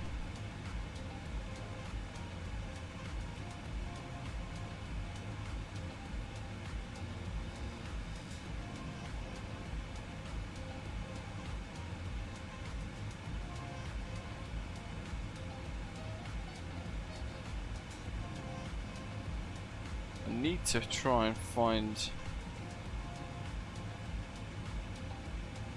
LTBI, I can't remember what it is. The new Venom Labs scenery for an airport in Sri Lanka, which I can't pronounce. I've got that and I need to check that out as well.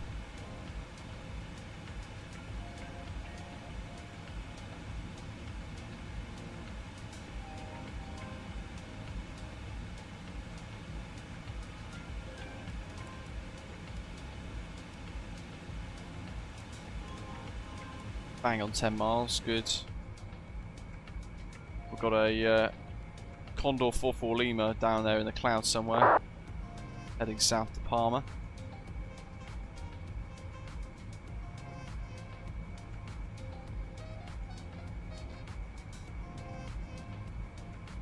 Now, see, some people have been very critical of the A350 MPS, but actually, I quite like it.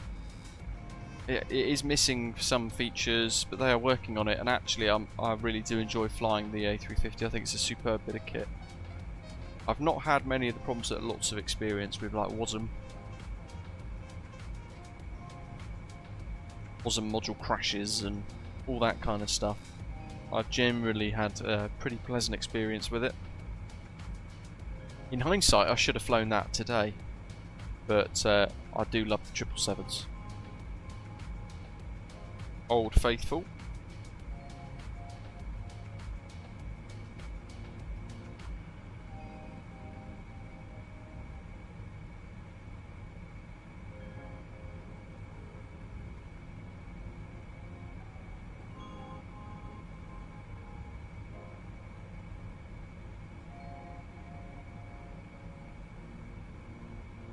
But actually, in 3 weeks, I've not missed out on all that much, by the looks of it.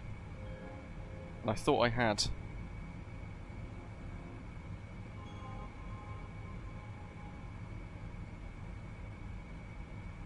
What's that estimated time? 15:24 Z, 2 hours to go. Not bad. 4:30. Ismir Adnan Menderes Airport.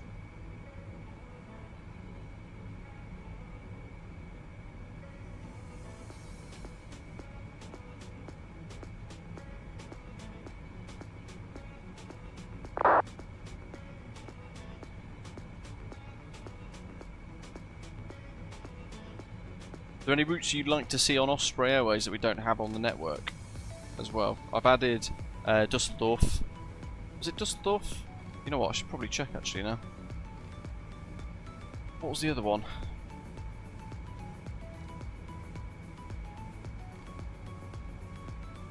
I think it might have been Dusseldorf.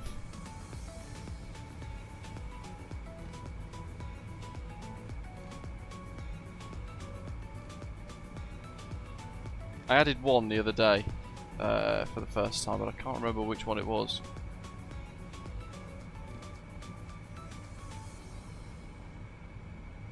Oh, Hanover. I've added Hanover.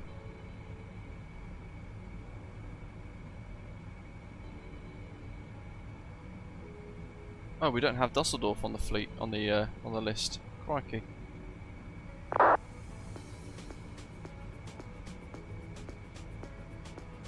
Okay, so we'll add Dusseldorf.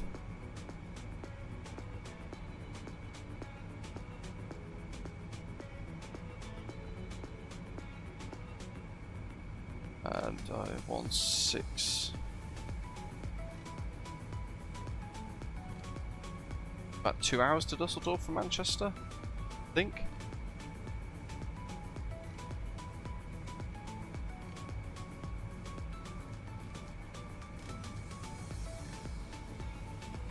Does Dusseldorf have heavy stands? Let me have a look.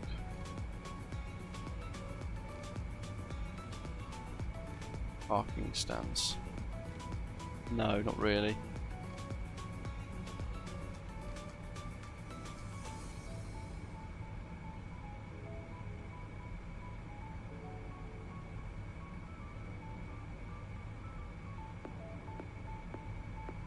Okay, so no large ones.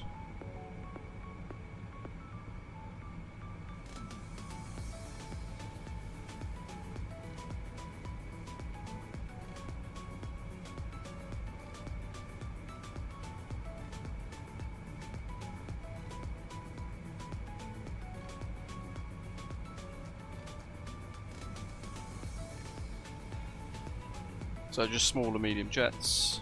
164.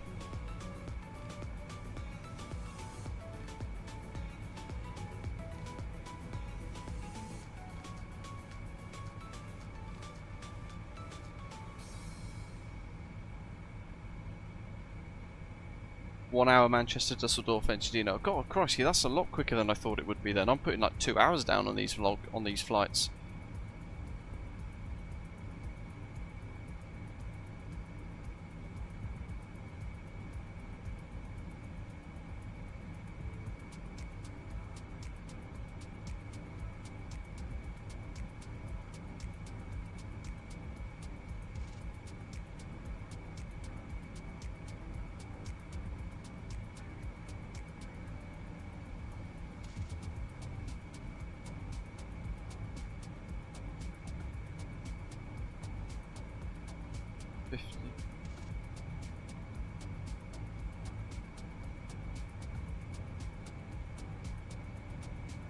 Just adding one from Heathrow.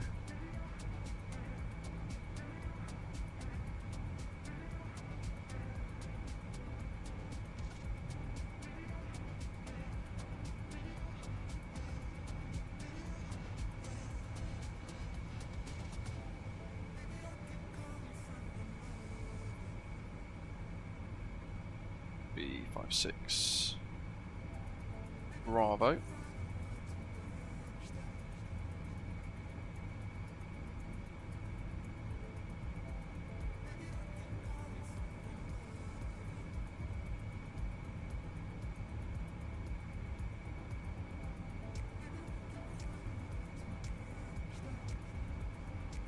And then Gatwick.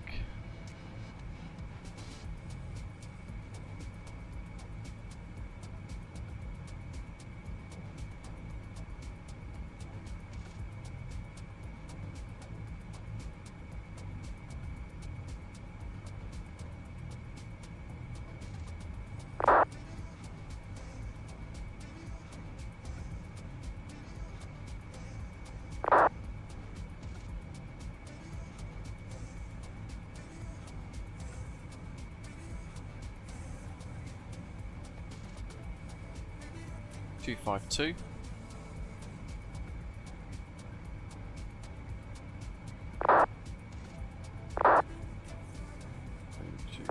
Good. 215.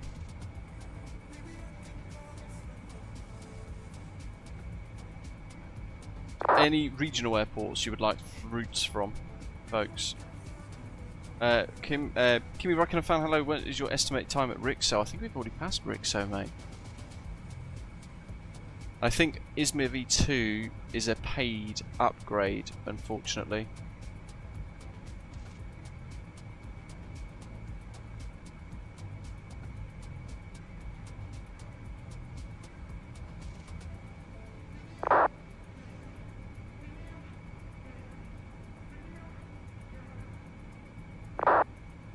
Let me just check the Streamlabs bot thing then, Rab. Hold on. It tends to turn itself off sometimes. Cloudbot, I think it's called.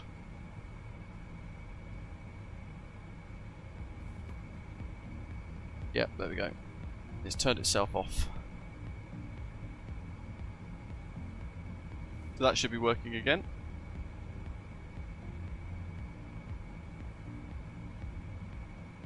Oh right, got you, hold on. Let me find out.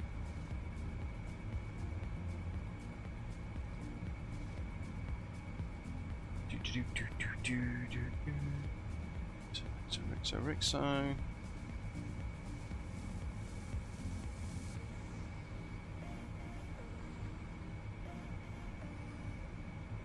Not telling me on that one. Let's find out on here, see if it gives us the time.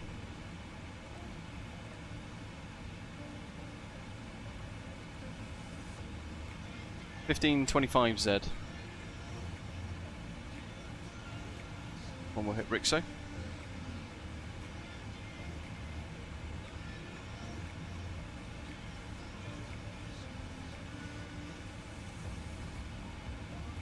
We're passing Cunard now, 19.5. Let's have a quick find of that one. Okay, we're 500 kilos of fuel above our fuel burn, so that's good. We've got lots to play with. Quick check of our distance to Ian. He's now about 9 and a bit miles. We're closing in ever so slowly. When we get nearer to 5, we'll then look to go onto an offset track.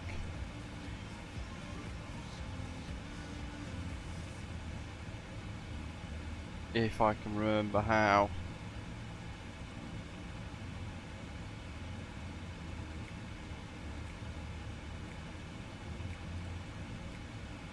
Offset that we 1R or 1L, I think, from memory.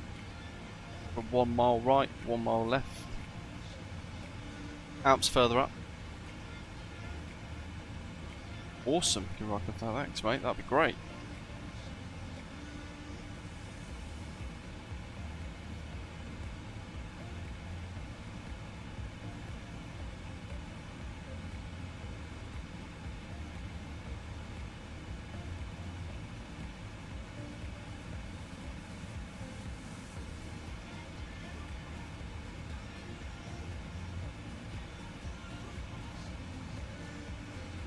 (500, 508). We're only going literally 8 knots quicker, so it will take us a long time to catch up. Taser says, I noticed you've added a lot of ATR routes, that's quite nice, although I took a decent break from flight simming, so I don't know how new that is. I went through and kind of fixed a load about maybe a month and a bit ago. I noticed some of the ATR routes weren't really configured properly, so I've gone ahead and sorted some of those out. Bit of a clean up.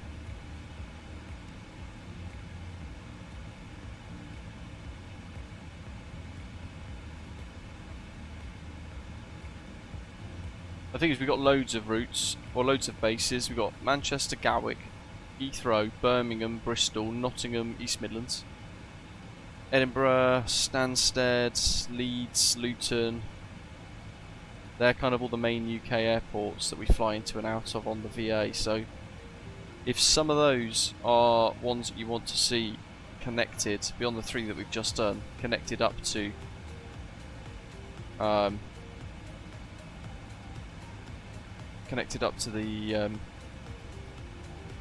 new routes to Dusseldorf or Hanover or something, then do let us know. Or yeah, if you've got a different idea, different route idea entirely. Oh yeah, it's deactivated itself. Hold on. Very strange.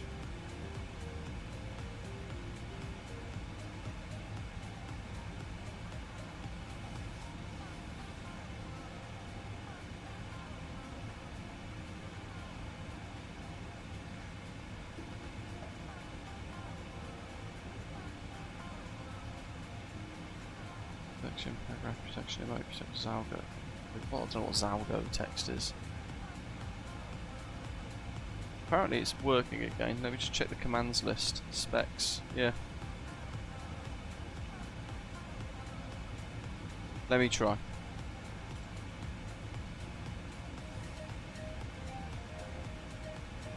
There you go, fixed it. Streamlabs tends to deactivate itself every now and again if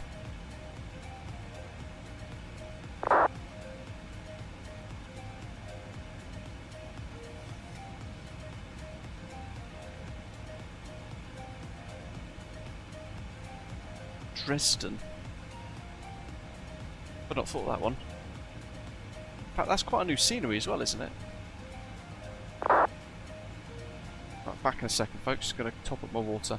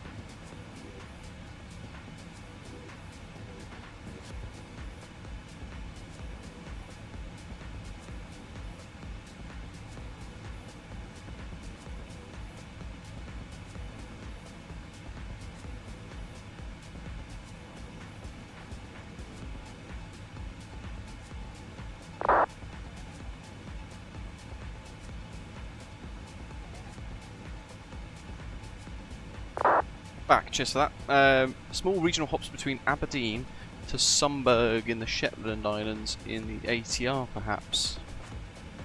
Ooh, would that be a popular one? Ian says, do you get sent many general aviation sceneries? We could do group VR flights in the Piper one time. It might be fun. You know what? I don't really get many, to be fair. We had a flurry of them in the early days of the channel, but I think because we primarily focus on airliner flying, we don't really get very much. Trying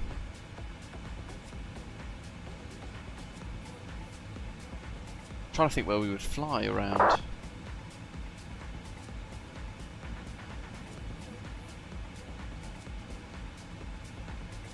It'd have to be somewhere particularly cool scenery wise, wouldn't it? Small regional hops in Aberdeen to Sumburg in the ATR. So we've got Aberdeen in the list of airports, I think.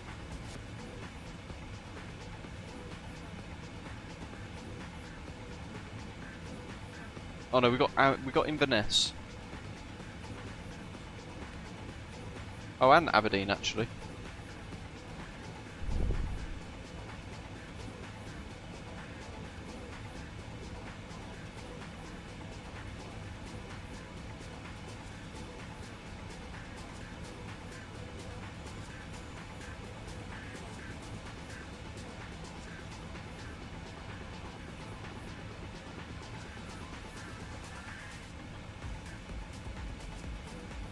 Northern Italy now. So we've got Trento just down there. I say Northern Italy now. We're still technically in. We're actually at the border of Germany and Austria. And then we'll be flying over Austria for a little bit. But we'll be right on the edge of Italian airspace in a few minutes. Innsbruck apparently is right on the nose, so I don't know if it's going to let me see it from here because we might be a bit slow reacting. Let's go up. Innsbruck traffic, Welling 21 November, departing runway 08. Yes, must be close if we can hear the planes. Going to be there, it is. Innsbruck traffic, 15 mile final.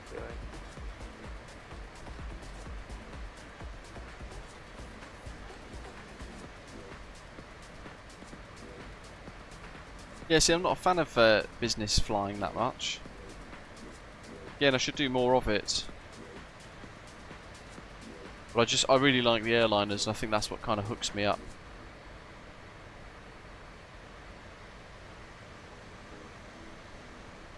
Oh, hold on, I might have overset the. Hold on, Taser. The CloudBot thing has changed some settings by the looks of it.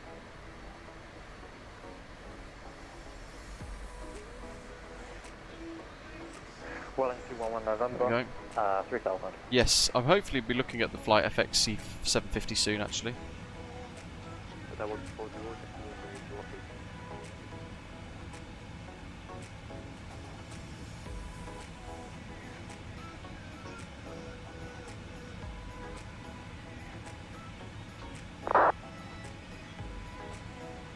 Can't remove a timeout.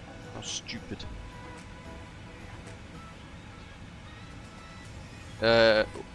What's in 2020? The Flight FX C750?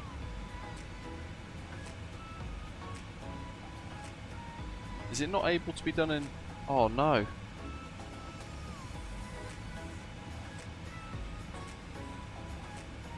It's not compatible with 2024. I better send them a message. We're on like a countdown to them sending me a package.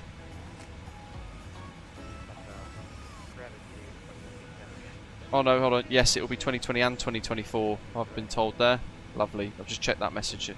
Good for you.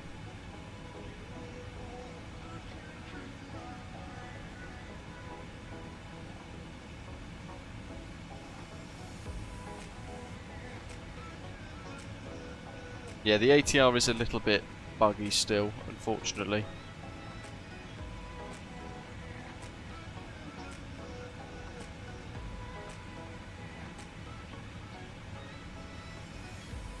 The CRJ version 2 is pretty good. There are going to be some more updates coming soon, fixing some of the flight dynamics to it, which will be quite nice. Let's see how that all goes.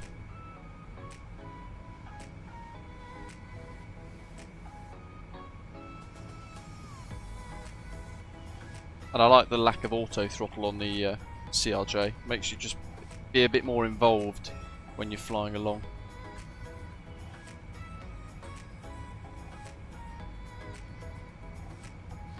Andrew, good morning, or good afternoon rather.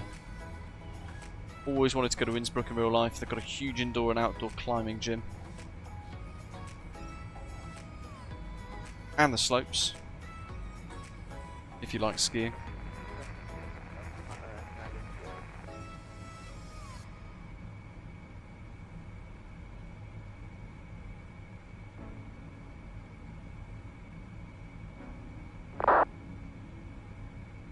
Yeah, it's a shame. I have not really used the Winwing 738 panel since I've fully transitioned to 2024 because I don't have a 737 that works with it, which is a bit disappointing. When I've emailed them, I emailed them ages ago to say, look, what's going on with the promised cross-compatibility that they suggested back in the release when we were previewing the unit, and they literally just didn't reply.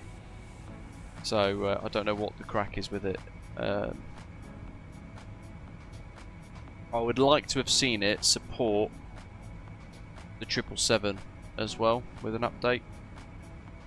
So you could just buy one Boeing panel that will work across the Boeing jets with the native software without then having to fiddle around with Moby Flight and all that kind of stuff, because that's what I don't really want to do if I can help it. But it now means I've got a FMC clamp to my desk that I don't really use very much. Same with the FCU actually. I haven't used that for a long time because I haven't flown the A320s for a while. And they're not properly compatible with the A350 either without downloading loads of profiles for them. Do I miss Flow Pro? Yes, massively actually. Although I've kind of got used to just having to go up here now to do stuff. So then I'm like, well, it was a bit more of a cleaner design and it was a bit more reliable, but the UI drop down, I could live with it. Especially when Parallel 4.2 have kind of disappointed everybody quite significantly recently. There was some news that just reminded me of it. Let me...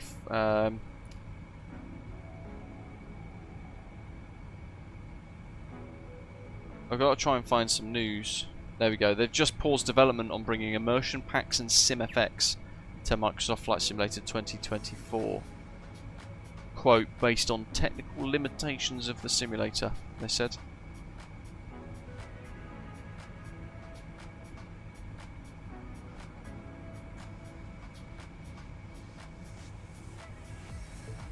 Parallel 4.2 said they cannot bring these products forward as they had hoped. They're trying to make it work. There have been technical limitations which have prevented Parallel 4.2 from making the effects work in the correct locations for the aircraft. But still nothing about Flow Pro.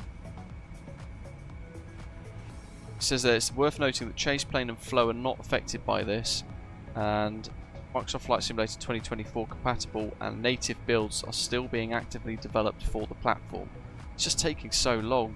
And you know what they're going to do? They're going to turn around in about a year or 6 months' time and say, oh yeah guys, it's been a really difficult development process, so we're going to offer a native 2024 version. It's £35 each.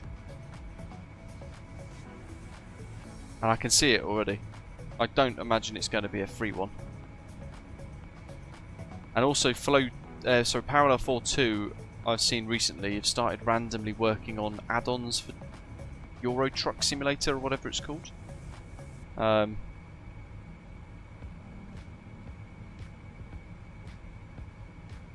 So very expensive. They're starting to kind of become a bit fractured with the development process.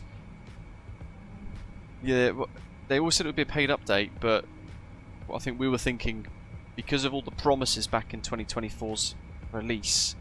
And there were loads of promises thrown around by Asobo, Microsoft, all the developers, except for a few sensibly cautious ones. I think most of us were expecting maybe £5, £10 at most for an update to make it all work. But I'd imagine now, like we're going on what, 6 months now. I think if we get towards a year. You think of all that development time, I think they're going to throw like £20–30 at us for a price target that we're going to have to fork up for.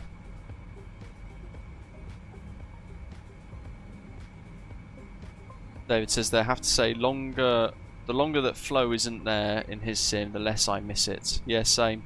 Initially I really did miss it, but I'm not that bothered now, to be fair. I've got all I use is camera and weather. Camera, weather, easy. GSX. They're the only three that I use. So if it's going to save me 20–30 quid, which I can use to buy something else with, then I won't really miss it.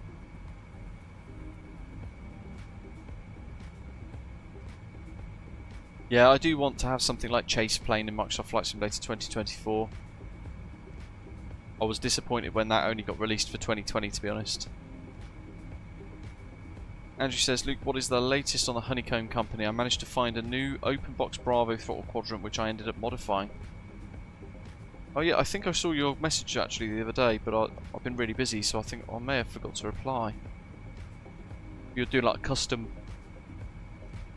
custom throttle detents and things, weren't you? But in relation to Honeycomb as a company, they're still operating under that guy. I can't remember his name now, crikey. The one that did the hostile takeover, basically. Or the naive takeover from Nicky. Basically took Nicky's company off him.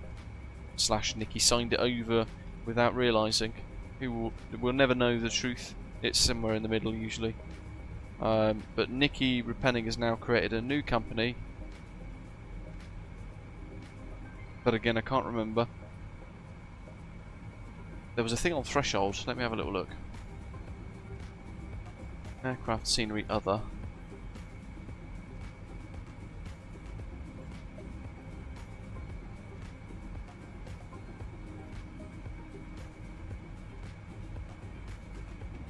Meridian GMT. So he's now created a new company called Meridian GMT to create his own product lineup, which is a flight control, throttle quadrant, and a flight controller, which is more for like the Xboxy type stuff.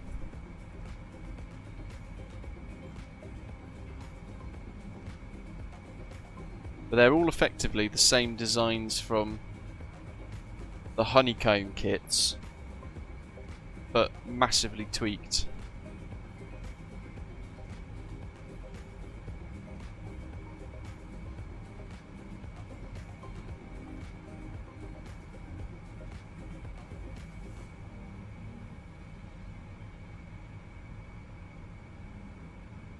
Yeah, I think the menus in 2024 are a lot more Xbox friendly, rather, aren't they? But I'm not a massive fan. I'm not a fan of the way that it saves the controls either for various aeroplanes, because I find it a bit confusing. It doesn't always work as expected. How are we doing on the chase? Ooh. Coming up to 5 miles.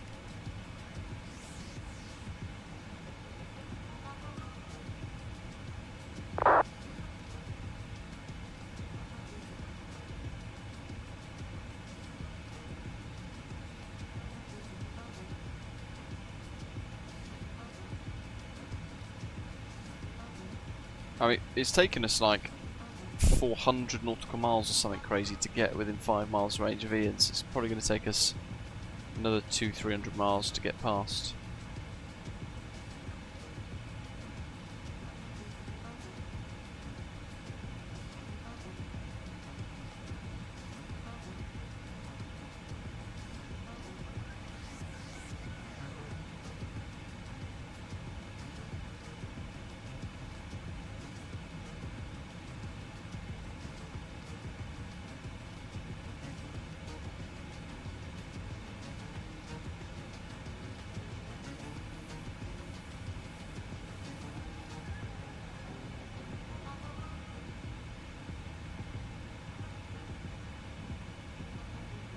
Looks like we've got ATIS information alpha that's currently active. Runway 34 right at Ismir.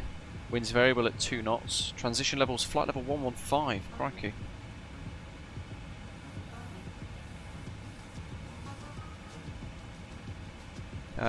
Visibility all the nines. Scattered at 3,000 feet. Towering cumulus broken at 10,000 feet. Temperature 23 degrees. Dew point 14. QNH 1012. It's actually hotter here in Oxfordshire than it is in Turkey. Becoming wind 360 degrees 12 knots, temporarily light thunderstorms and rain. Recent weather, showers and rain. Runway 16 right, 34 left is closed. Advise on initial contact if AirAC 2506 is not on board. Departing traffic intersection Juliet is mandatory. Report if unable to execute intersection departures. End of ATIS information alpha.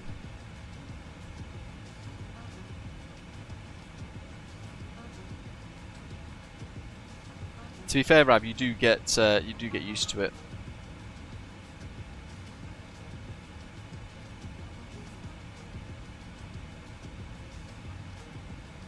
So what's that? That's 40 miles. That's 20 miles. So that's a 20-mile gap. So I've got to kind of sandwich in the middle somewhere or slow down. Let's go for an offset track because we've not done one of those for a very long time. Come on, where was it a second ago?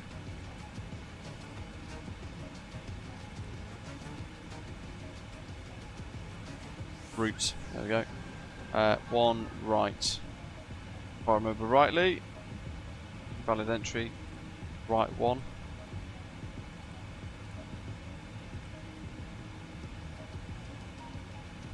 Bosh. So now we're going to execute a 1 mile right offset track for an overtake of Ian. It's now drawn that dashed line on to show us the offset. We will then revert that back to 0 or dash it off to get rid of it when we want to return back on our route. So the aeroplane will now manoeuvre us gently onto this offset track.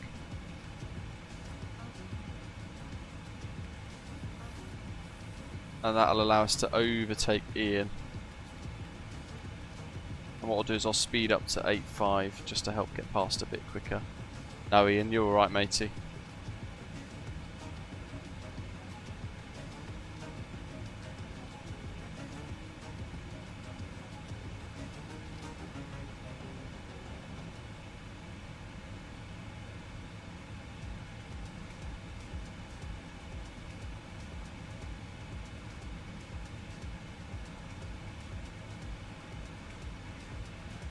When I put in a flight plan that says path too steep, can I manually adjust or just use speed brakes?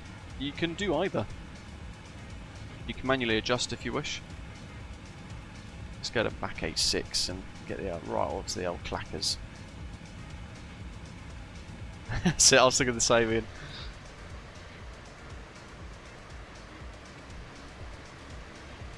This is as close as we'll get on VATSIM for two commercial airliners doing some formation flying for a few minutes. So let's embrace it.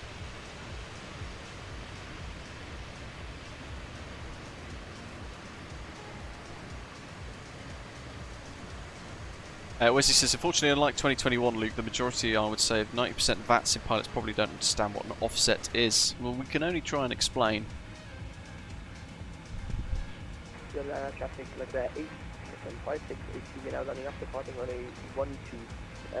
You can basically, it's more applicable for oceanic flights if you are not really sure what it is. But basically, you can fly on your prescribed track or your route, as we were doing, which is the solid magenta line. But it's then warning us about traffic, i.e., in our case, Ian, that was 4 miles ahead at the same flight level, flying in the same direction of travel. So we've got to do something about it. We'll either slow down, or we can go into vectors and heading mode, or realistically, you offset your track, which is really good when you're oceanic, because everybody's flying the same direction on a nat track. You could fly, it's pilot discretion on oceanic offsets, I think either left or right, but typically you'd choose right. Correct me if I'm wrong, Wesley. But you could basically select a route offset. So I've gone for an offset to the right of 1 nautical mile off track. If I put R5 in there, it would give me a route offset to the right by 5 miles. Which means that we would come out to like basically this first ring here, we would fly all the way out to here and fly 5 miles off our track line. Before I press 0, enter it back in there, I think from memory, and it will reset it back and it will allow me to fly back into my normal track line.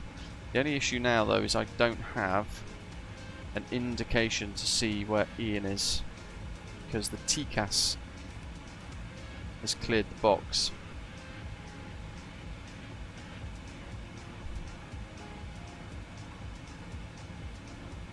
But they're not really issued out as such, Wesley. They'll just be done by pilots at their own discretion when they're flying in the middle of the Atlantic. But again, that's a bit of an issue in itself. If most people don't know how to use them or what they are, then they won't be inclined to use them, or that will just never happen on the network. But it's a really good tool to use. Aha, there we go. It's come back now.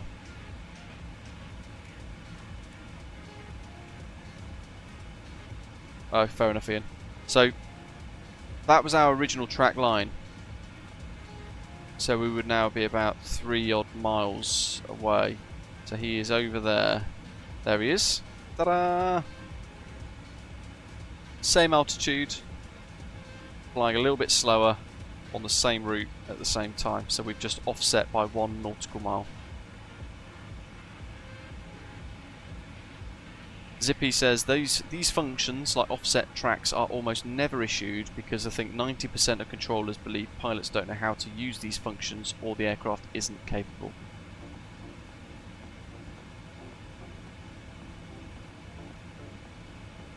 It is a really good tool to use if you can, and if you know how to use it and all that kind of stuff. There's Ian.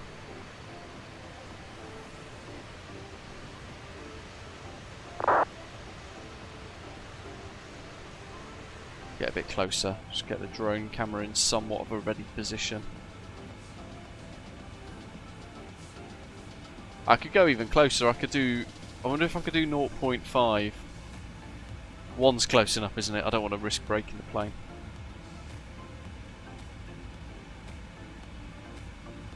Yes, Wesley, that was a while ago now. I remember it though. I remember it.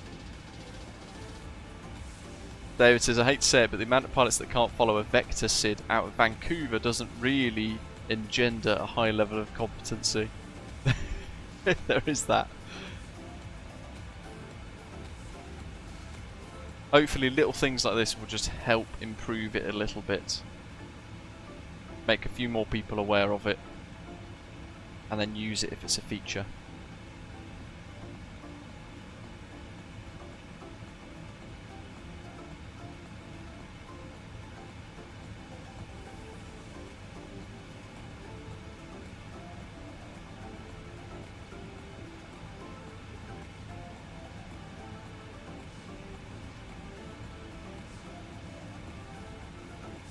Exactly, David.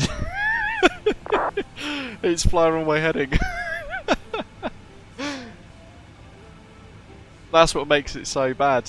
And a lot of US and Canadian big airport departures that are basically fly runway heading expect vectors to transition. Most can't do that. Oh dear. It is worrying. But hey. We can chip away, David, that's all we can do, just chip away.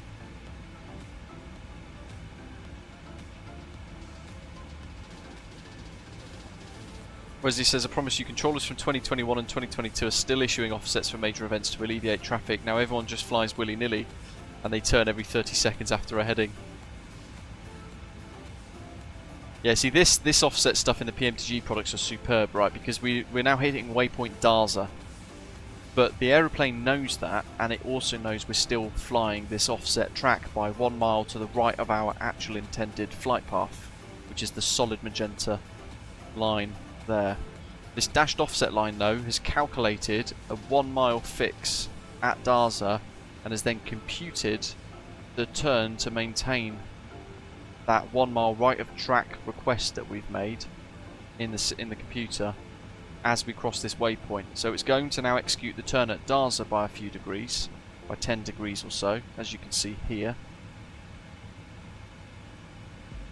But it will continue to fly 1 mile right of track offset, because that's what we've told it to do.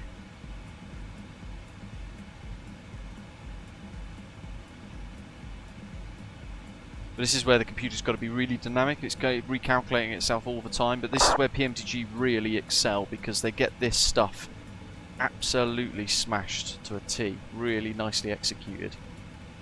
It's a very impressive little bit of the aeroplane that not many people are familiar with. I should do a tutorial just on offsets,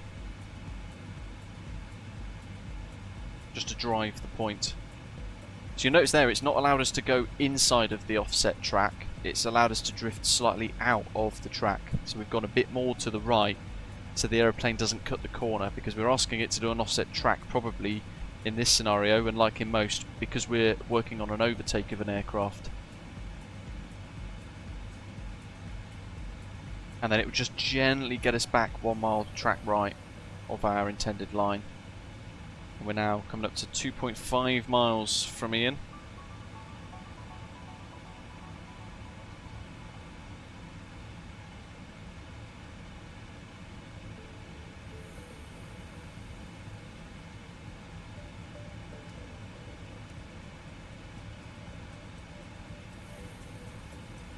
And the next aircraft is 30 miles ahead, so we're pretty good there.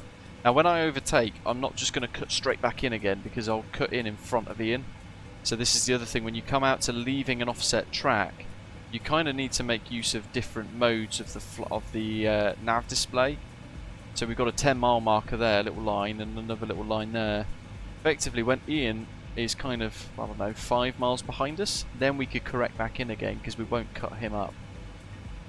We'll just be illuminated like he is, in like this solid TCAS alert icon diamond. So that's one of the finest features in this aeroplane that isn't really understood or utilised enough.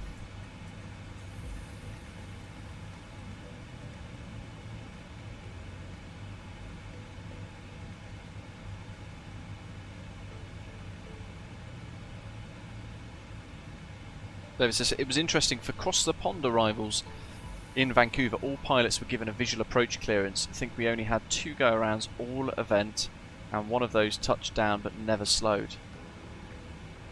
Wow.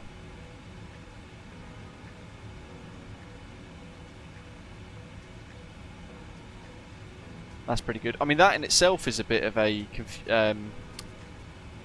confusing thing for people as well, isn't it? Because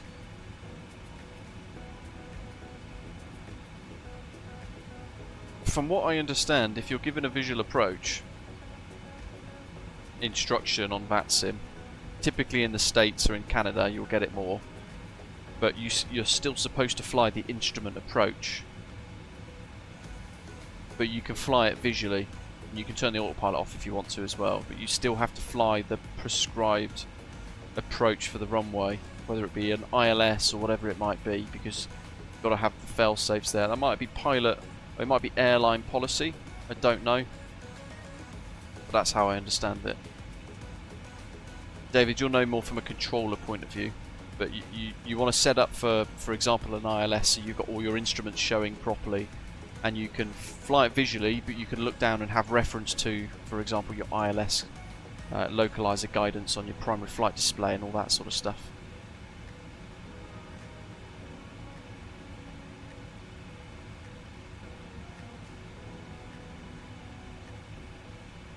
Yeah, getting close. And you can see how long it takes to just overtake an aeroplane going the same direction.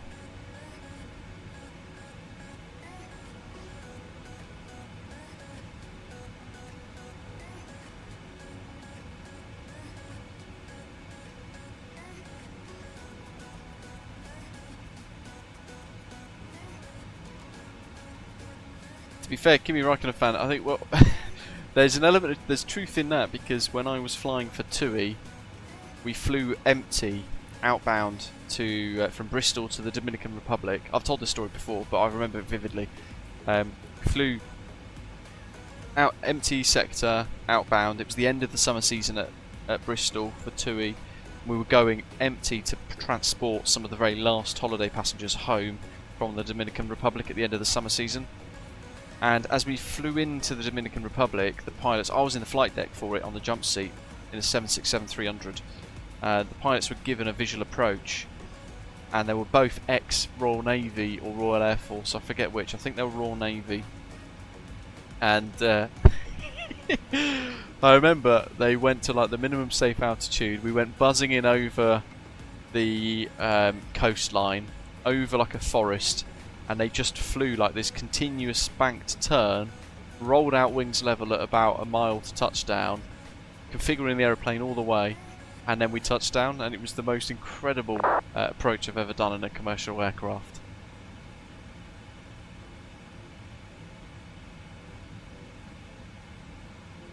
It was mega. We were in, it was a first choice airways, but TUI had taken them, absorbed Thompson and first choice into the TUI brand, but we were flying Thompson Airways, but on a First Choice Airways 767. It was Uber, I think, or OOBE or OOBR, I forget which one. But one was Goober.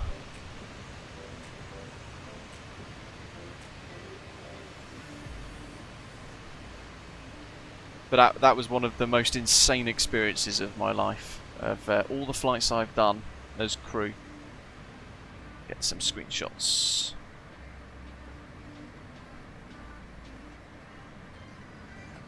But yeah, from a controller perspective, a visual approach is going to basically allow us to do whatever we think is necessary or suitable or safe within the, quote, law.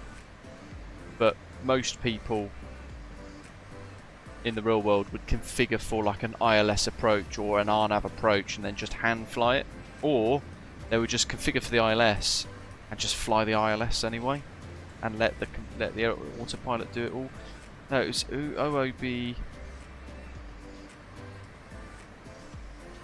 It wasn't, maybe it wasn't Goober then. I've flown on Goober. I mean, Choice Airways 777-300s.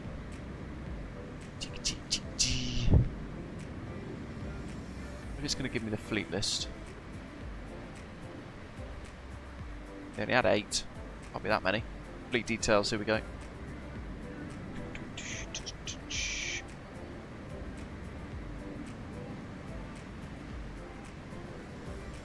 OOBL. That'll be it. GOOBL.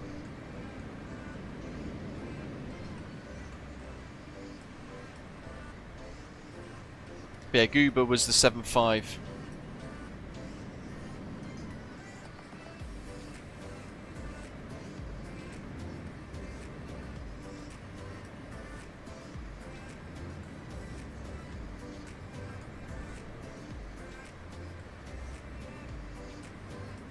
Wow, it's still flying, guys. It's flying for Atlas Air. Mind you, it's only 30 years old. That's pretty young for a 767.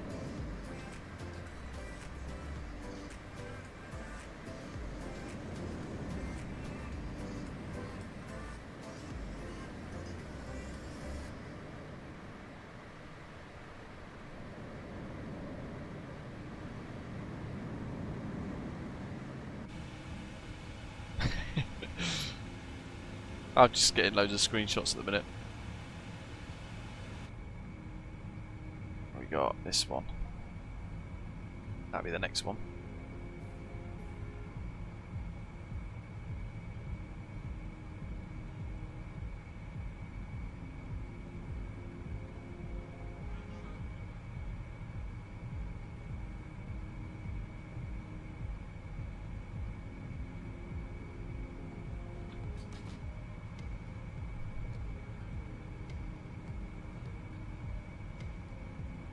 We've got ATC coming up, and I'm not going to get the overtake done in that time. Uh-oh. Adria Center, 135.5. Let's see. Probably it's Solgu.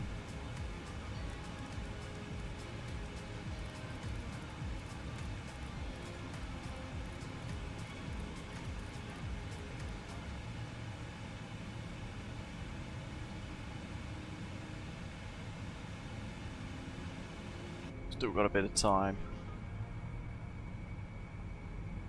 Now Ian, you'll be alright. We'll just see what happens. We might even confuse the controller. If he asks, I'll just say I'm flying 1 mile offset track. Really confuse the guy. There he is.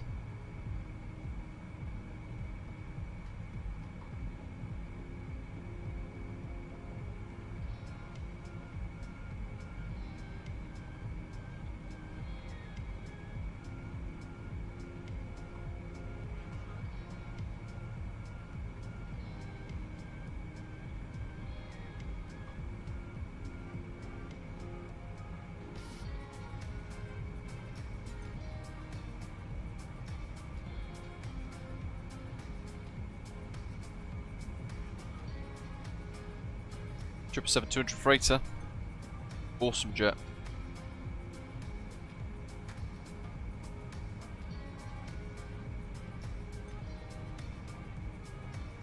And this is perfectly allowed.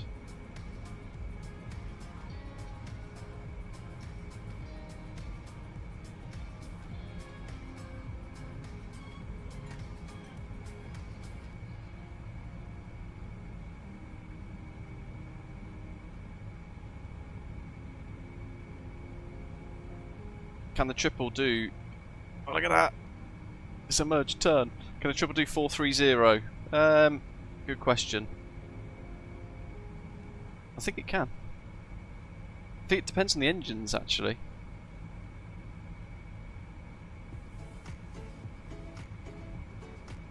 I think is it the G90's cruise lower than the Rolls-Royce? Or it's the other way around, I forget.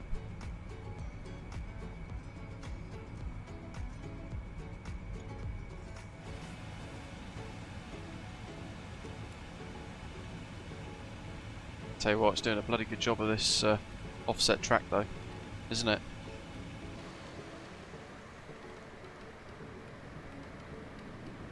Let's try and catch him again.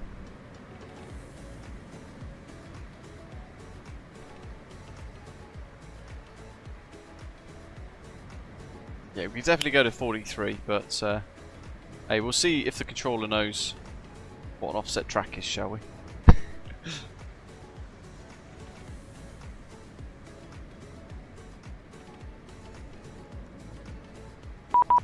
Uh-oh. We're about to find out.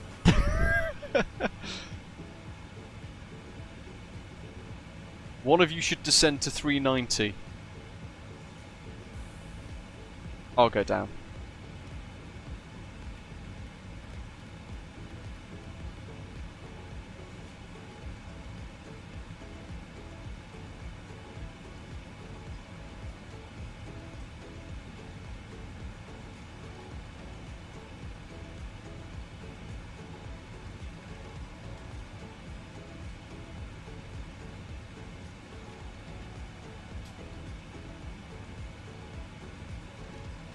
I've just said I'm working on an offset track currently. Overtake 1 mile right of track, but I'll descend if you wish.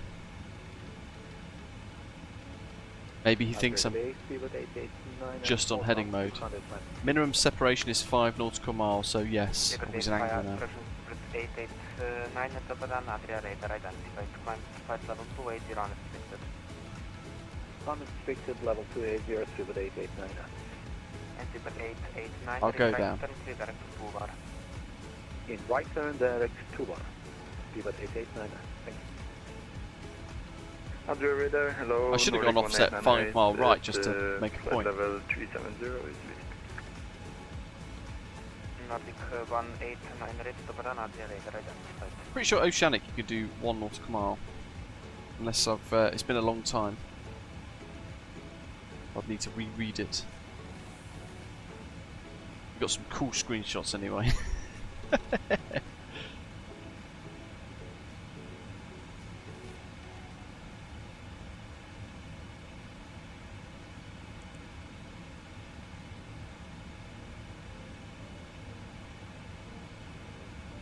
We're getting 1,000 below, so as we get to 1,000,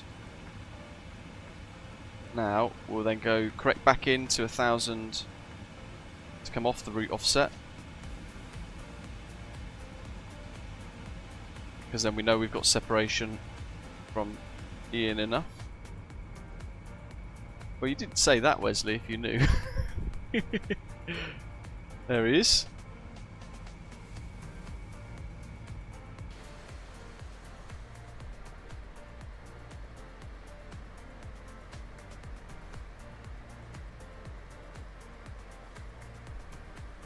Get some more screenshots. Wallop. Well, the controller's looking like 200 odd, 150 nautical miles away from his airspace that he's controlling.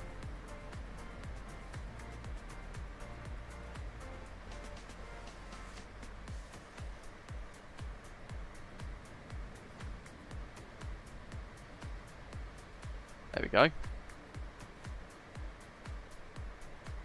Anyway, at the very least, there's a demonstration of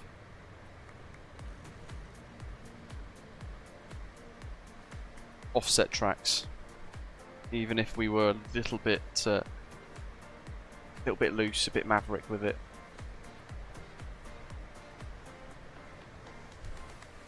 I might ask Adria Centre to descend and buzz the tower at Belgrade, see what he says. Don't think he'll appreciate the sense of humour.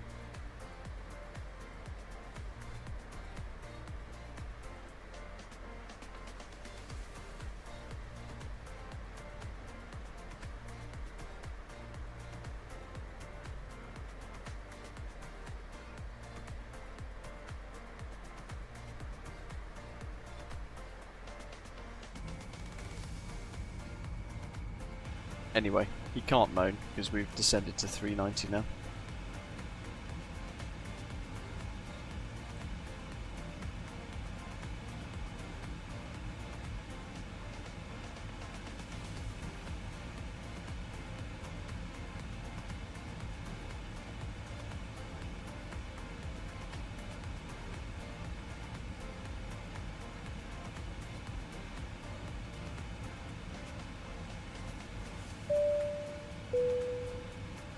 Yep, 26, welcome aboard, thanks for subscribing. It's a cracker of an airline RAB, the A350.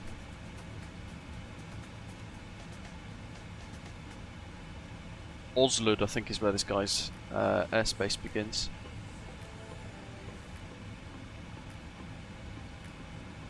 Sarajevo's there, so actually, maybe it's Oslud, might be Ruda.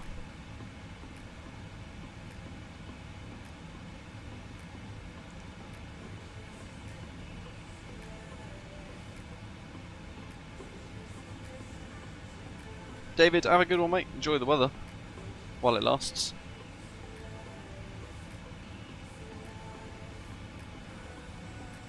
Guangha, nice. Flying through Iran right now, and the terrain turbulence is rocking him around like a roller coaster. It's where you need like a butt kicker or something like that to give you the base under the seat. That'd be pretty cool. So yeah, feel free, folks, when you're flying around to experiment with things like offset track. If you want to do a left track, you could do L1 or L5, so it could be one track offset to the left by 5 miles. If you wanted a right track, you would do R5, and it would be a 5 nautical mile offset track to the right, for example. So do experiment away, give it a go. Badger, thank you, buddy. Just gifted Zippy's Apple channel membership for a month. Nice.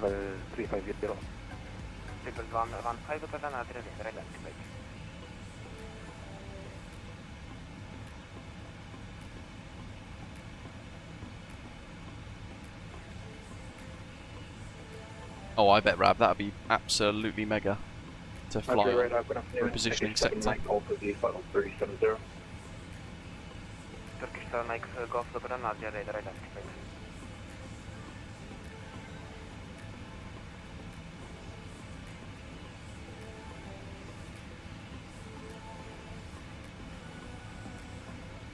I'm going to say Oslud is probably, yeah, the joint part of his airspace. So as we get to Ruda, we'll call hello, Osprey 77 Yankee, at flight Delta 10. Osprey 77 Yankee, Lubran, Nadia Radar Identified. Got the new car now, folks, as well. Had it delivered the other day. Got a Toyota Corolla Estate. Very adult. But the dog loves it. It's got this massive boot space to kind of sprawl around in. But the problem I have is finding a dog crate which fits, that's suitable enough.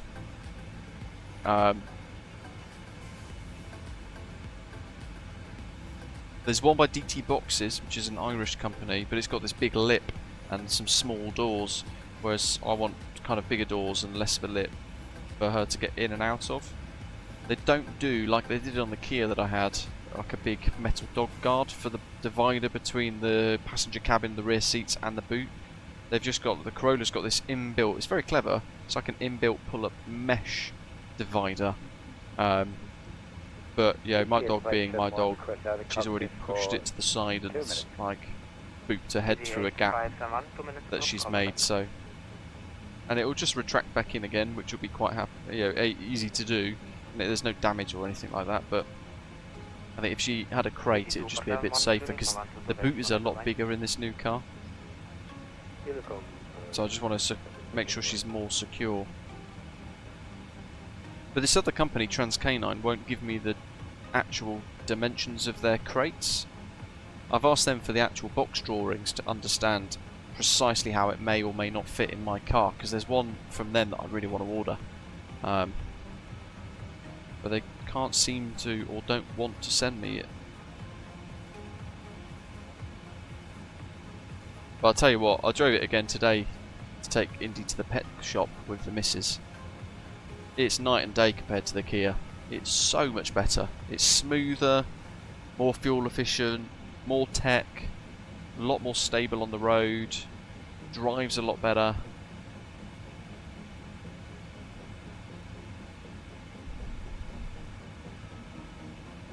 When can we expect another air traffic control stream? One car's asking. That's a good question actually. If I'm honest, I'm not sure, because as of next Thursday or Friday? Is it? Let me just check. On the 5th. The 5th of June, Indy's going in for some elbow arthroscopy surgery to fix a little issue that's been found, diagnosed on her elbow. At that point, she's then going to have 6 weeks of crate rest, which is going to be near on impossible for us. I'm going to have to take lots of annual leave from work, lots of time off work and all that kind of stuff.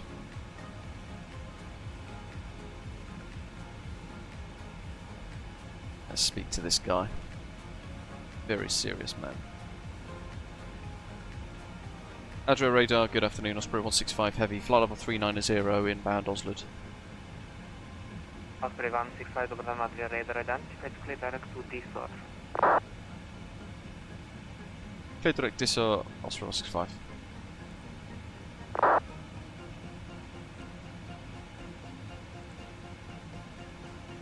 Adria Radar, very good. That'll just help with the separation with Ian, I'd imagine. Heavy, flight level 0 inbound Oslo. Yeah, so 6 weeks of crate rest, and then after that, 6 weeks of single room confinement. She can't go on walks or anything, and then we have to go into kind of like a physiotherapy phase for a few more months, where we kind of build all her strength back up in her, well, all of her legs and things, to be fair, because she won't have used her back legs very much for 2 months, 3 months in fact. So we'll have to build that strength back up as well. So it's a lot, it's something we've done multiple times before with our last German Shepherd. We were hoping we wouldn't have to do this time around, but here we are again.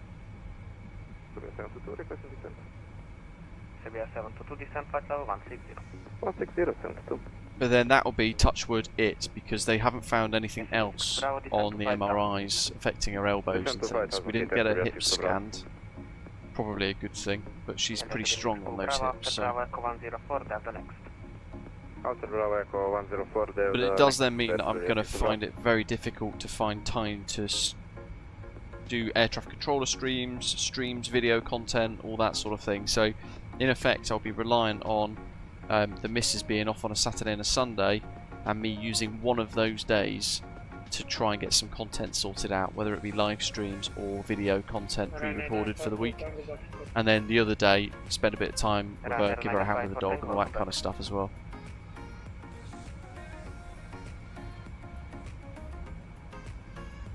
But we'll make it work. I'm actually now, as of tomorrow, starting a bit of a new role, like a bit of a secondment. So I'm working Monday to Thursdays. I'll then have Friday, Saturday, Sundays off for the next 6 months, which means more weekend availability. So in theory, I will now potentially have more opportunity to stream even after her surgery. So might be a few weeks. I'll work out how settled she is and how easy it is for her to manage in the crate and things. And then I might actually be able to plough in some more streams. Who knows? Watch this space. Yeah, I went for the Corolla in the end. 2 litre Corolla. XL with panoramic roof. How many miles to top of descent? Let's have a look.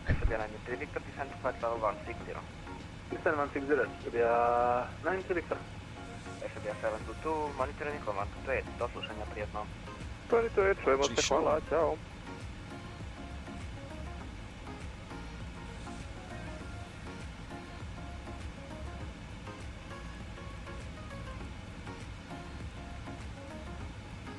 Just load this in.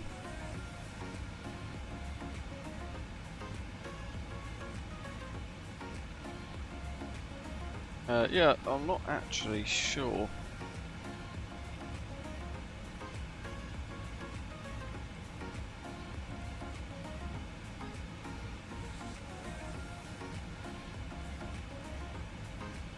Airline 54, tank monitoring command to decimal over.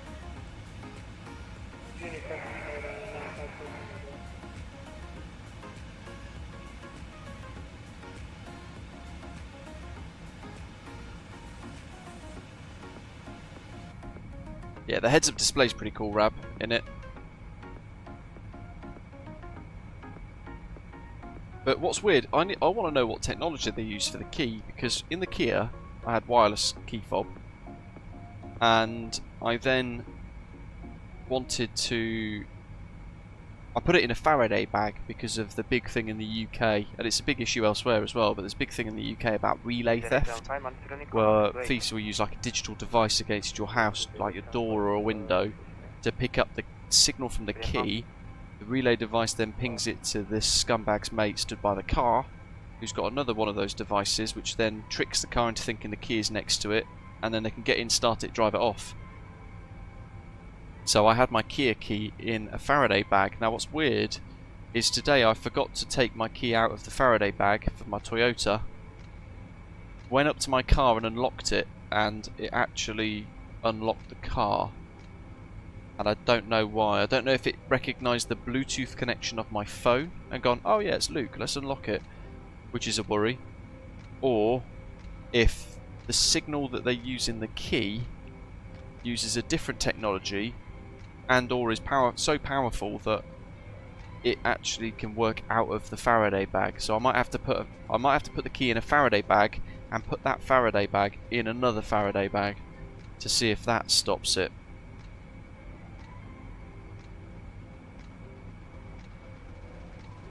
We've got about 1 hour left to go, folks. Ooh, let's see. Well, there's a lot of approaches into Ismir. Crikey, I don't know which one we're going to be given.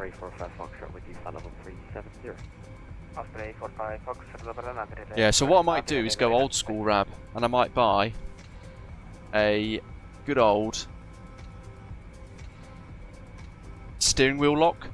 You know, the big old mechanical block of metal that they used to have on my dad's Vauxhall Nova for many years ago, as a deterrent for theft. I might look at getting one of those.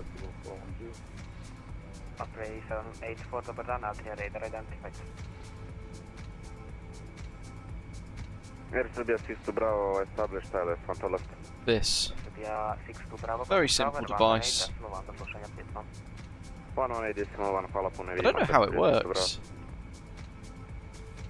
I don't know how it stops people stealing. I think just because the big bar at the top, I assume that means that they'll try and steer the wheel and it'll only let them steer so much before that bit either hits the roof or hits... I don't know how it immobilises it.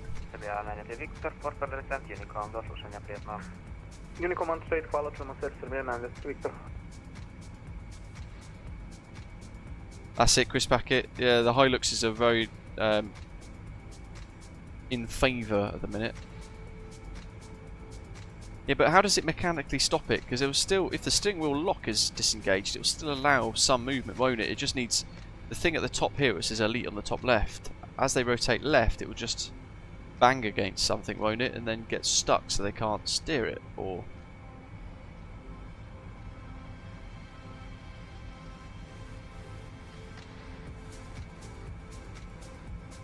Let's see. That goes in there. That goes on there. Because it doesn't lock anything against the steering column.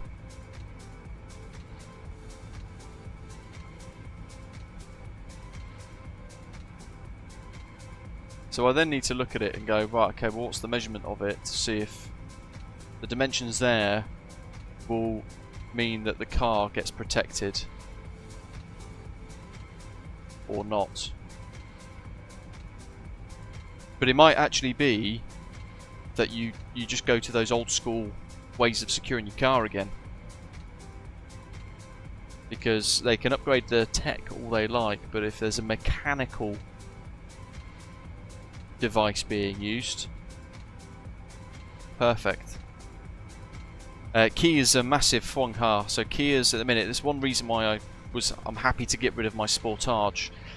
Kia are fitting the radar devices on the front of the bumpers and the grills for like the active cruise control. They fit them using an OBD connection, so thieves are ripping the plastic grill off and they are pulling the radar unit off, and then they can just plug an OBD device straight into the brain of the car, and that's it. But yeah, certainly in the States and in Asia as well, the Optimas and things are being stolen by USB cables, and the tech is scarily good, which is why I do think going back to like a mechanical, old school way of defeating these people would probably be the best thing to do.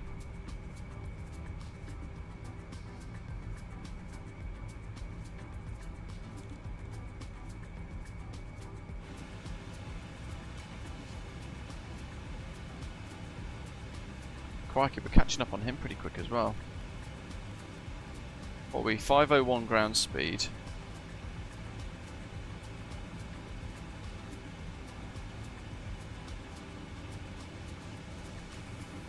Adios, Condor 3 Mike Foxtrot. Condor 3 466 knots. So I'm going to slow down to... Yeah, sorry. I was looking at a movie and I actually did not get the our normal FMC speed, I think. I'm very, very sorry. Oh, good.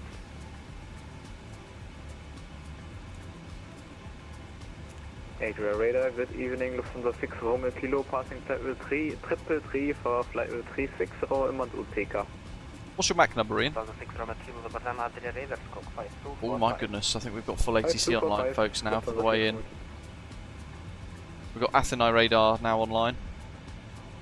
So let's chat about the arrival, because we've got to start thinking about that. I've got no idea what arrival to choose, Ian. How did you settle on the ILS uniform? Swim climb, yeah, I think they do. But yeah, it's hard to tell. I can't compare because I don't have 2020 installed anymore. You've been flying from Tbilisi to Istanbul, very nice. Chris Packet, yeah, so Hyundai have the same problem. So get a physical device that will block the steering wheel or something like that. Yeah, all kill switches. I'm going to have to disconnect. Something is happening to my system, so thanks for the ATC. Enjoy the rest of the day. Thanks. Thank you, bye-bye. Ah, it sounds like Ian's gone.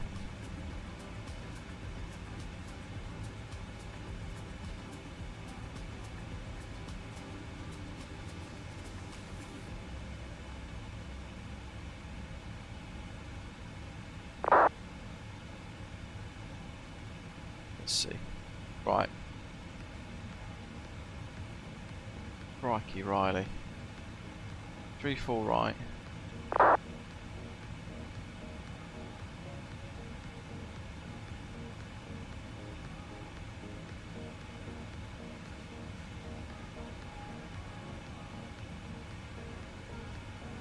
Oh yeah, expect ILS uniform approach 3-4 right.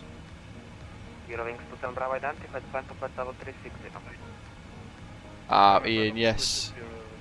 If you do an AIRAC update in flight in this, it wipes all your FMC, but if you're in flight that can then crash the WASM stuff.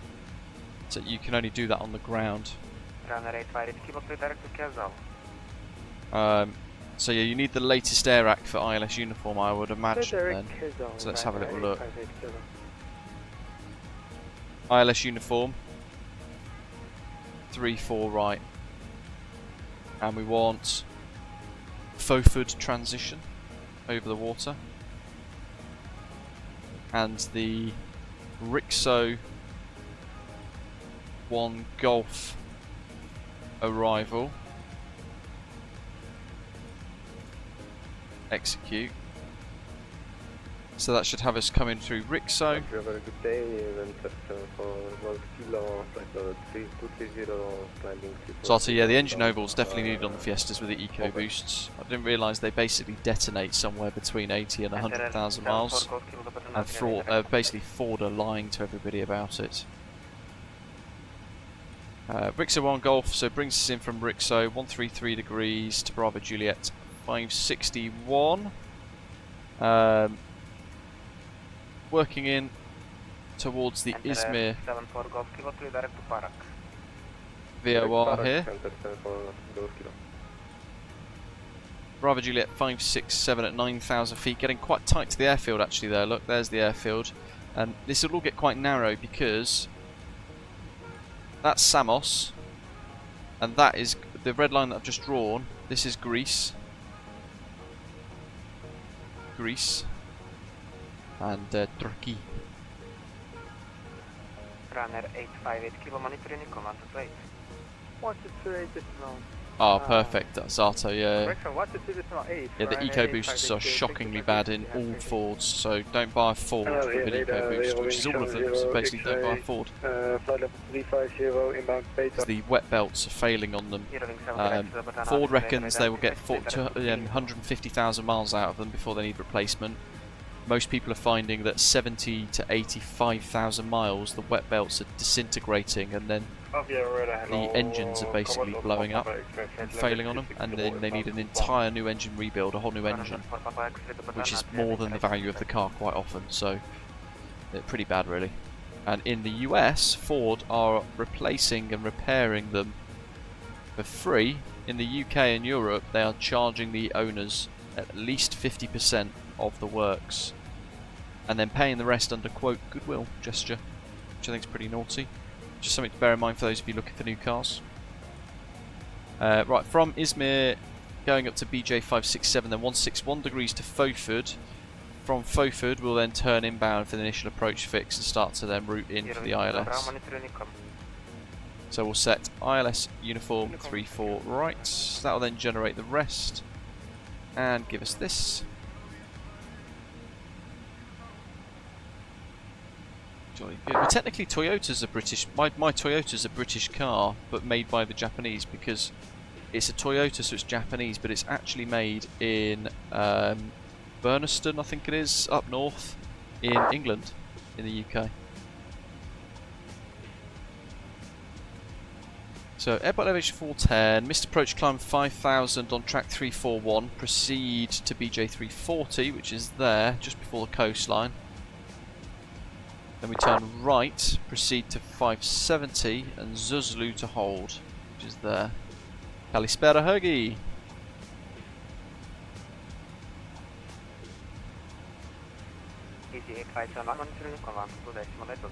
So that's all looking good. We can set some fixed rings.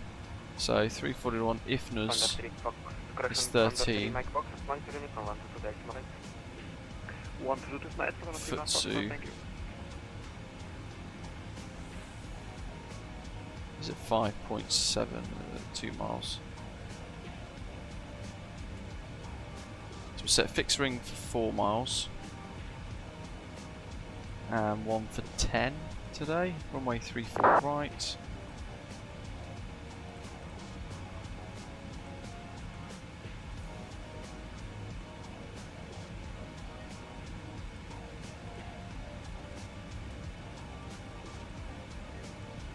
Three, 4, 1 at 10 and a back course of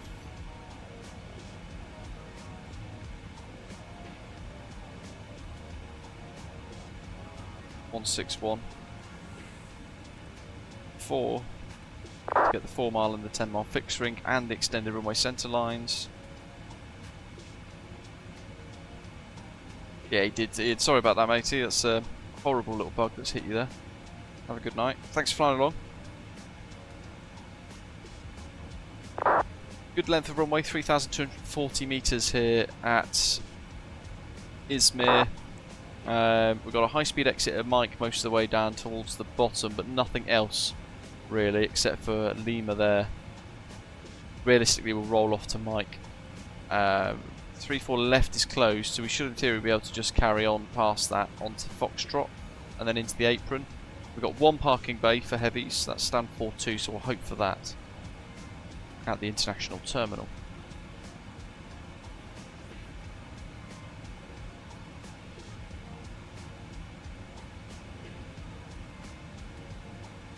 Yeah, he throws a right old hustle and bustle ergy now. It's good.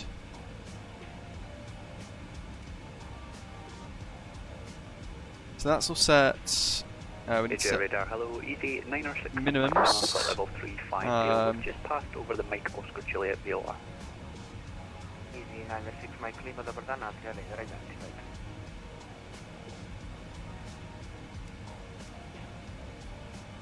590.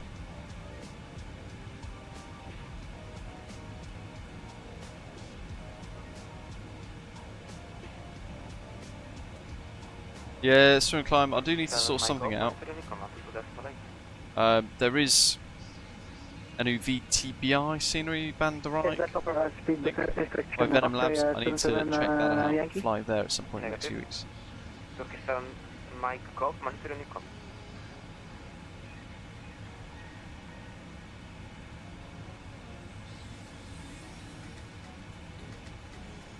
So that's set. I need the QNH.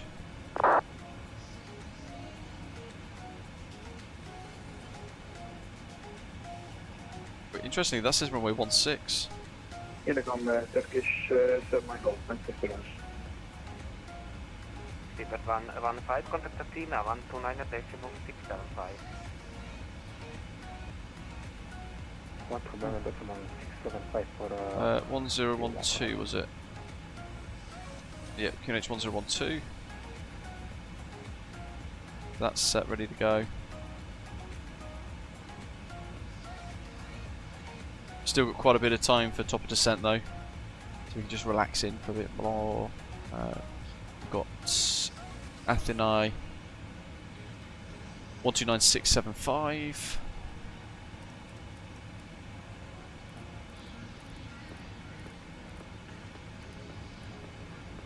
I love it. Athena radar. And generally Hellenic VAC ATC, superb group of people. Really enjoy flying into and out of and through Greece.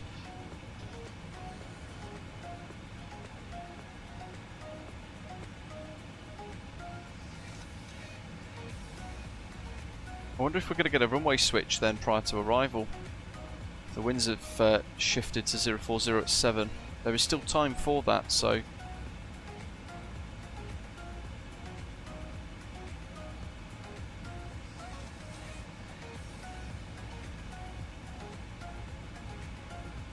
we'll find out when we get a bit closer. We might have to change the approach.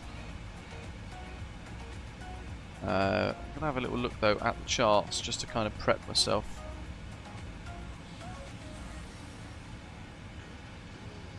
So the ILSs are definitely simpler.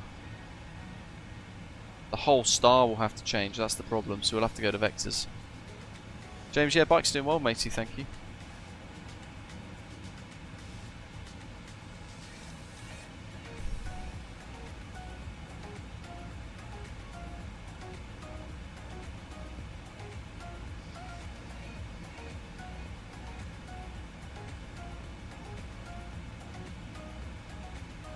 Osprey 77 Yankee, contact team, 129.675.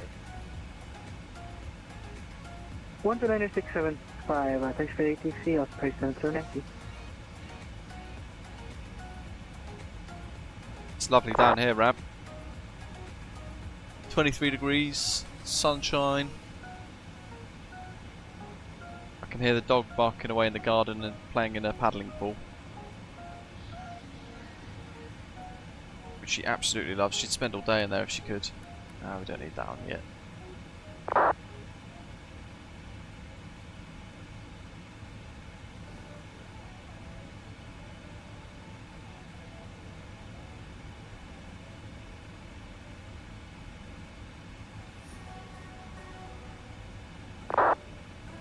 There's an aeroplane down there.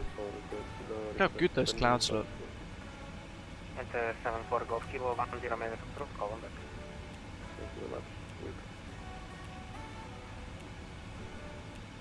Atlanta. Zato, Andrew, is flying this.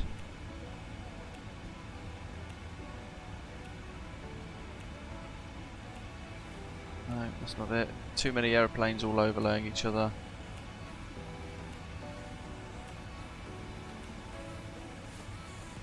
Valanta's now not showing me the screenshots anymore.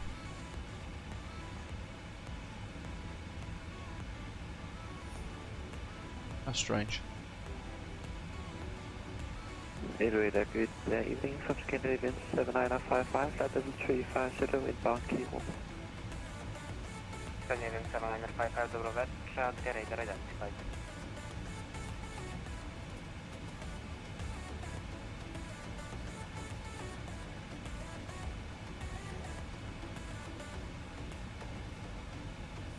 Crikey, Carlito, you've smashed it. You're over Mytilene already. It's not letting me see the pictures again for some reason. Oh well. No idea, James. I'm only flying with Osprey Airways. I would imagine they do, but I'm not sure. Ed, welcome. Good afternoon. It's going really well, thank you. How's your weekend? Okay, contact Athena 129-675. Thanks, DHC. Have a good weekend. Osprey 165. Bye. Bye-bye.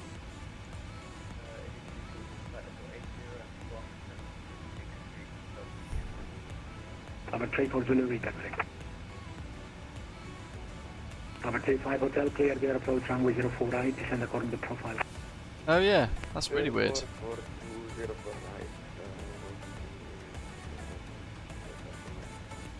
Korean 43 Victor Fox, fly direct Alpha, Romeo Alpha, expect VR approach runway 34. Direct Alpha, Romeo Alpha, expect VR approach runway 32, Ligurian Victor Fox. Korean 74 Papa, fly direct Alpha, Romeo Alpha, expect VR approach runway 32. Airplane flying right below us somewhere, I think. Can't see it.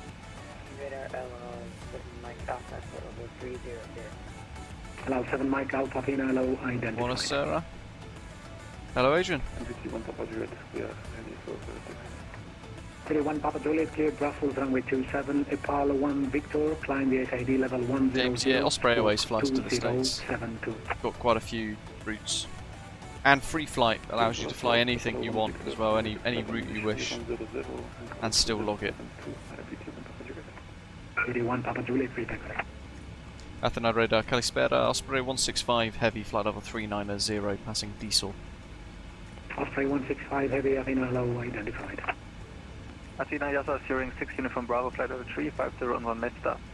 Yasa, steering 6 uniform Bravo, identified. Fly direct Osimi, expect VOR Yankee, runway 24. Direct Osimi, there, and expect VOR Yankee. Adrian, well, I can't at the moment because I don't have any 737s in Microsoft Flight Simulator 2024. Back in the cockpit. I've deleted 2020 because it came across a problem where it wiped out half of my files in the last update, and then I just thought, you know what, I can't be bothered to reinstall all of that. I've already got 2024 installed, working pretty well. I'll just fully transfer across. So I am wholly Microsoft Flight Simulator 2024 now. 31 Papa Juliet, thank you. Taxi via Delta cross 30, holding point 27. Delta cross 20. And desperately waiting for add-ons like the PMDG 777 and iFly 73 Max 8 to get over to this sim. Can't happen soon enough. I could do it in the Turkish A350. Arrow 857 up and follow identified. Because they've got some A350s now, haven't they? Athena radar, Nordic. Hello, Nordic 18. A350 900s, I think. If I remember rightly. Nordic 1898, Athena identified. Fly direct to route. Good shout, actually.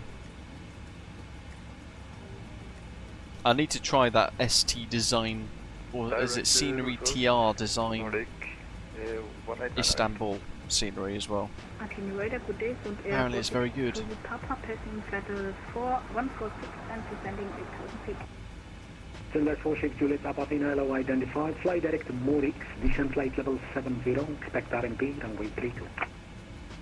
Expect RMP, runway 32, descent. Yeah, you know what, James? I don't want to jinx it, touch wood.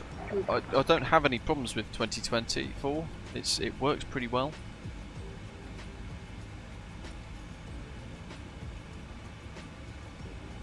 And it loads so much quicker than Microsoft Flight Simulator 2020. Even with all my add-ons installed, this will load to the menu screen in about 5 minutes, 4 minutes. Maybe not even that long. I should time it next time.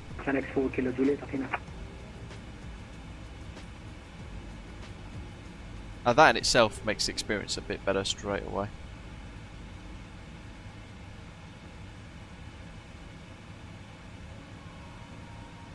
Gregorian 43 Victor Fox, cleared Alfa Romeo Alpha 3 Juliet arrival. Report ready for descent. Alfa Romeo Alpha 3 Juliet, copied, Gregorian Victor Fox. Gregorian 74 Papa, cleared Alfa Romeo Alpha 3 Juliet arrival. VAR Zulu runway 32, report ready for descent. So we've got most of you guys are in front. We've got Osprey 784 and 455 Foxtrot behind by about 10 minutes. By the time that's back, good timing, because by the time we park, Standard 46 Juliet Papa, keep speed 250 knots below level 100, descent 4,000 they'll be on final. QNH 1012. Heading 4000, QNH 1014 and speed is 250. Athena radar, good evening, U-Wings 8 Lima Golf on flight 180 with you. Hello, U-Wings 8 Lima Golf, Falcons identified, descent flight level 80, expect RMP, runway 32, for sequence speed 230 knots or less. Expect 32 and to descend to flight 80, U-Wings 8 Lima Golf. U-Wings 8 Lima Golf, all correct, reduce speed 240 or less. the thing is, we've got some really good sceneries and some very good aeroplanes now and add-ons for this sim, so for me it's kind of at that point now where I haven't looked back having moved across. Yes, I miss some of my aeroplanes like the 777s, but I know at some point in the future they'll be released as an update, and in effect I'll probably appreciate them more because they'll feel like new aeroplanes again. Chris Packett, thank you buddy, very generous. Gifted 5 channel memberships for the next month. Hello, no problem. So welcome to Boeing 777 Rolls Royce fan, Chris, Slothy Woff, Christopher, Andre. You guys have for a month got a channel membership courtesy of Chris Packett. Make sure you link your Discord account as well, and you'll get access to the club lounge. Takeoff to 7, wind 310 degrees, 15. If you are enjoying today's live stream, don't forget to hit like as well. Helps me work out what sort of routes, regions, aeroplanes, add-ons that you guys like to see. Right at 9235.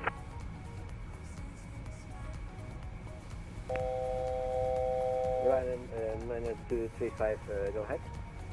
Hello again, how do you read now? Request descent, run 9235. Okay, Ryder 9235, I suppose you read me 5, descent flight level 180, expect vectors ILS 16.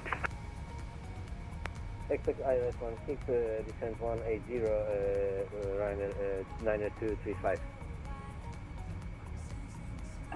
Oh no, I didn't, Andrew, that sounds mad. Do they fly it themselves or do they have pilots that flew it in? Runway 24. Descent flight level 120, expect oh yes, that's what I wanted to spot. Thessaloniki.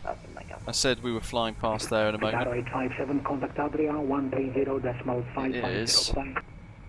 So you can see the little kind of bits that come out like the trident or sort of the landscape here. North Greece. Thessaloniki is Morix, and via Morix you are cleared for the RMP 32. Roger, Morix and then where is it? Might be under that cloud. RMP 2 and Air for security cover.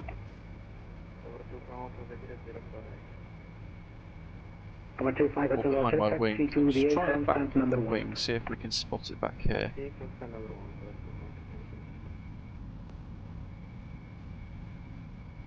Yeah, I think it's under there in that cloud. That's where Thessaloniki should be. As it thickens to hide it more.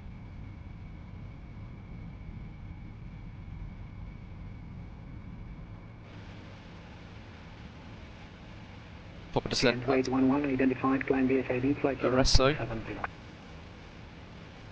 Climb VSID, flight level 270, wait, Inbuilds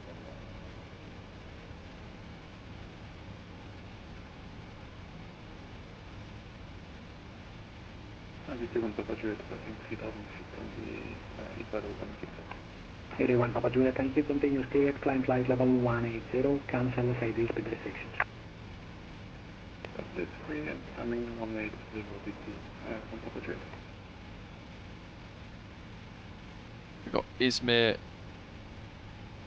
I think tower online.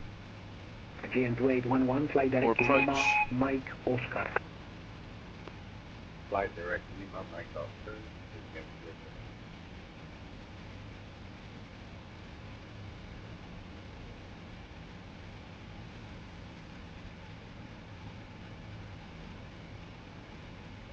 Flew it themselves, that's epic. Imagine just being able to say, you know what, I'm going to take my 737 Aparo today, and then just go buzzing in. Athena Control, Kalispera. This is the Grey 712 with you, heading direct to Andy Kisira and then Kisira, inbound to land. Grey 712, Kalispera, how do you read now? Πέντε στα 5, πολύ πολύ καλύτερα. Στο πάρα πολύ, διάδρομο σε χρήσιο 02. Διάδρομο σε χρήσιο 02 για 8-12.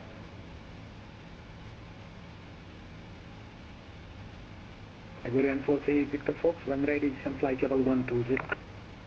When ready, 120, Robert.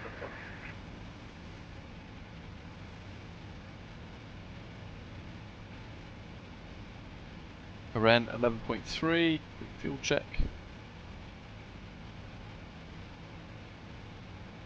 10.6.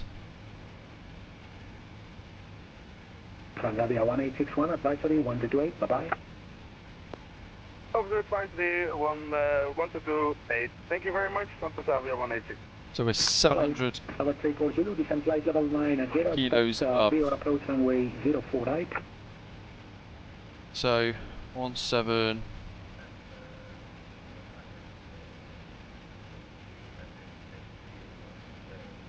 We'll go for 173.5 for landing weight estimate. GN2811, climb flight level 310. Climb flight level 310, wait. Safely Lima Golf, descend 4000, QNH1012, cleared for your approach, correction, cleared RMP runway 32. Landing en route. Descend 4000 feet, QNH1012, cleared for RMP approach to the runway 32, Ewing 8 Lima Golf. Ewing Safely Lima Golf, correct, free speed now. Wait 2. Please say it again. Ewing Safely Lima Golf, free speed. Free speed, Ewing 8 Lima Golf.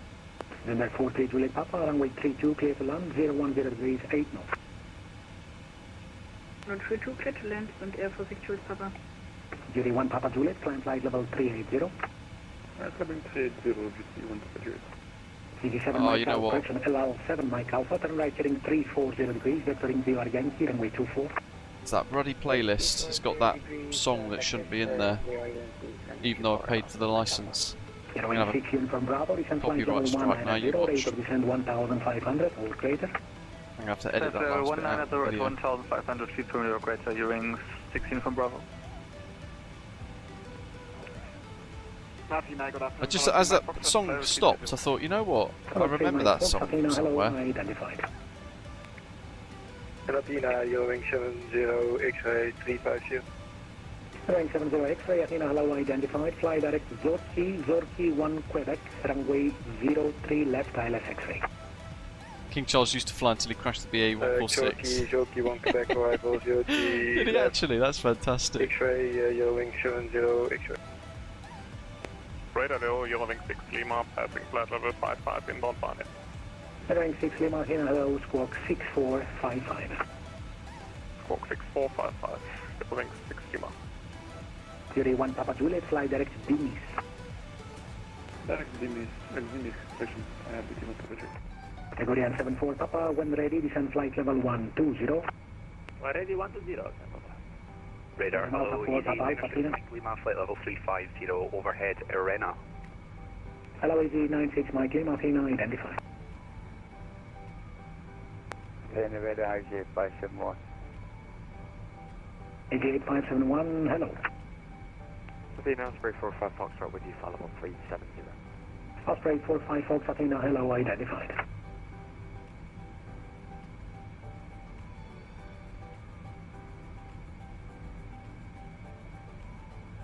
Athena, control Καλησπέρα, 0049, air flight level 190, 3 miles inbound, Agisa.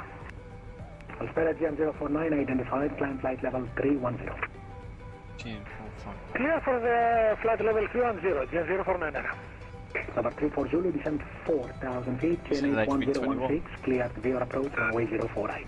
Sounds like he's flying into something else. That's like flying an ATR or something. Over 41 Hotel Center, stand 2, requesting push start. Hello, Clover 41 Hotel, push and start approved, facing south, runway 01. Push start approved, facing south, Clover 41 Hotel. Alright, recall. Ascent checks, nose checked, all brake is set to 2, but we'll rely on manual braking also. Landing data, set checked, minimums, QNH, and VREFs, approach brief completed, then we might need to change that if the situation changes. I'll flick through that to get the landing checks ready to go. Level 330 to Tango Sierra Lima. Hello, call you break easy 61 Mike Quebec, Athena squawk 2026. 2026 from Mike Quebec. Hello, 7 Mike Alpha, descend 2,000 feet, QNH 1012. And 2,000 QNH 1012 for Alpha Mike Alpha. Category 43 Victor Fox, descend VFR altitude 6,000 feet, QNH 1016, cleared VOR Zulu runway 32. That breaks Alto, wouldn't it? It's VC10. Category 43 Victor Fox, descend VFR 6,000 feet. 6,000 feet. I think the Fenix contrails are way too over the top for Wong Hao. That's one of my biggest criticisms of their aircraft that I've really not liked for a long time. Blue 86 Bravo LO identified. When ready, descend flight level 130. Is the contrails, they are just way too big and fluffy and over the top. Descending now 130 for NB approach in 01. This by contrast, they just extend out, look. Radar, very good day. It's about right. 1 Sierra Kilo, flight level 310, overhead market. They're not massive, big, fluffy things blasting out the back like in the Phoenix. NDB, runway 01, winter 1 Sierra Kilo. Way over the top, I think. Never been a fan of the effects on the Phoenix contrails.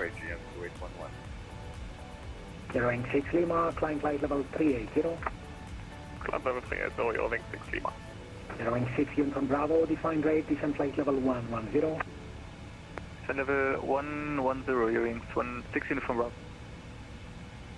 So, I'll show you this. Even though we're flying in the opposite direction, Ismir is kind of situated between these big mountainous hilly areas.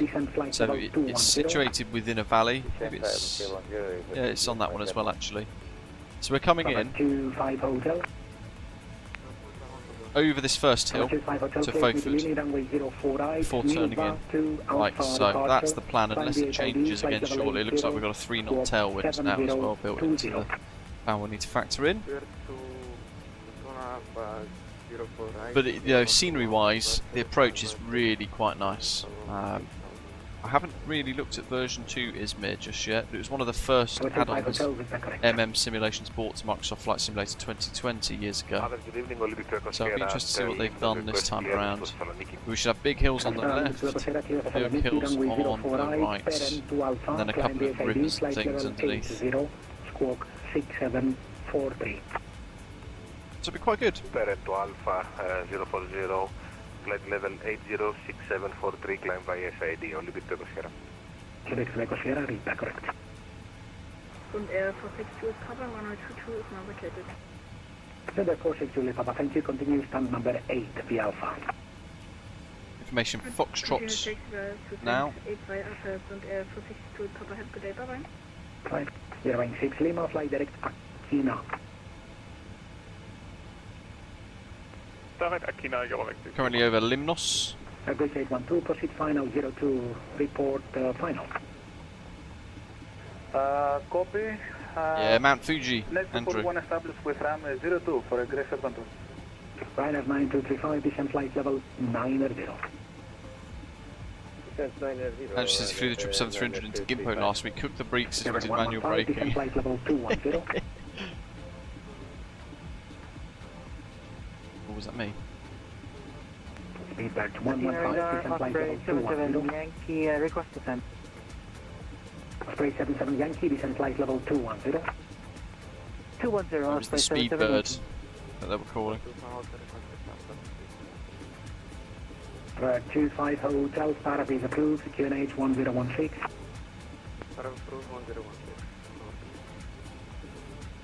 Speedbird 115, Athens.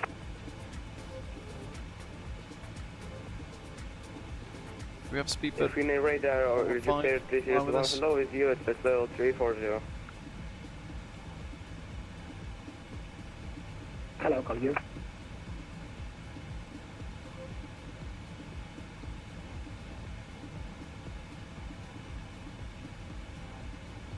Is that 3021 Athena, hello, squawk 0044.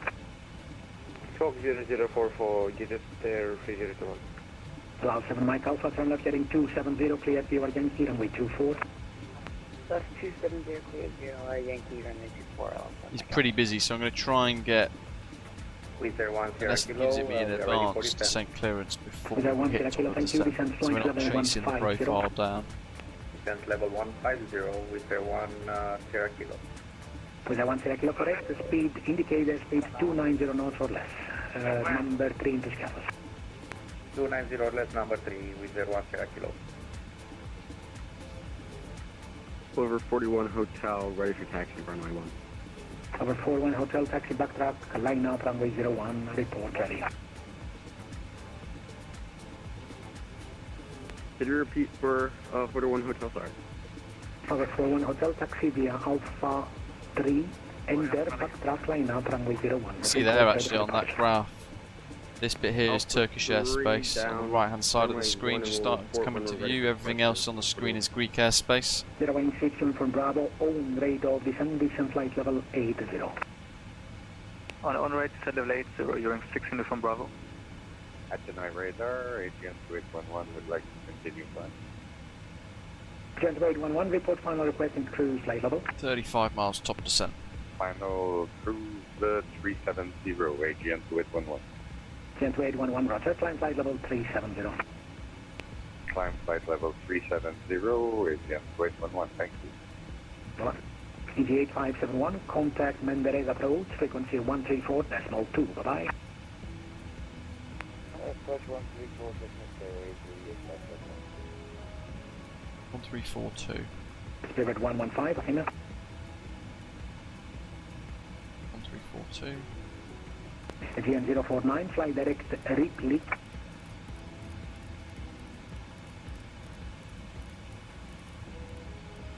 Ryanair 9235, flight heading 320 degrees, vectoring ILS 16. 134. Can't do 200. Degrees say again, please. Ryanair 9235, heading is 320 degrees, and this is vectoring for the ILS approach, runway 16. 329 degrees, Victoring runway 16. I missed a setting somewhere. Ryanair 9235 negative. The heading is 320. Correction, 320, Ryanair 9235. Wing 6 Uniform Bravo, turn left heading 090 degrees, vectoring BY Yankee 24. Left heading 090, hearing 6 Uniform Bravo. Agorian 74 Papa, VFR descent 6,000 feet, clear to VOR Zulu, runway 32, descend further according to procedure. Yes, sir, 6,000, clear VOR Zulu, descending according to procedure.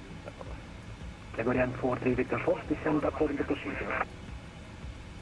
Information Golf now. Still 3-4 right. Preferential runway operations are in progress. Number 25 Hotel, taxi via Paral, holding point 048. 777 fan, see you later. Enjoy the weekend. Number 34 Zulu, 350 degrees, 14 knots, runway 048, clear to land.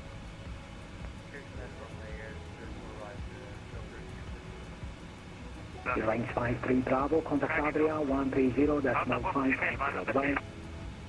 120.550, Jungs. 53 Bravo, bye-bye. Thanks for service, bye-bye. Bye-bye. Range 6 Uniform Bravo, descent altitude 2,000 feet, QNH 1012. Descent to 2,000 feet, QNH 1012, hearing 6 Uniform. Ready for taxi, Liberty Echo Sierra.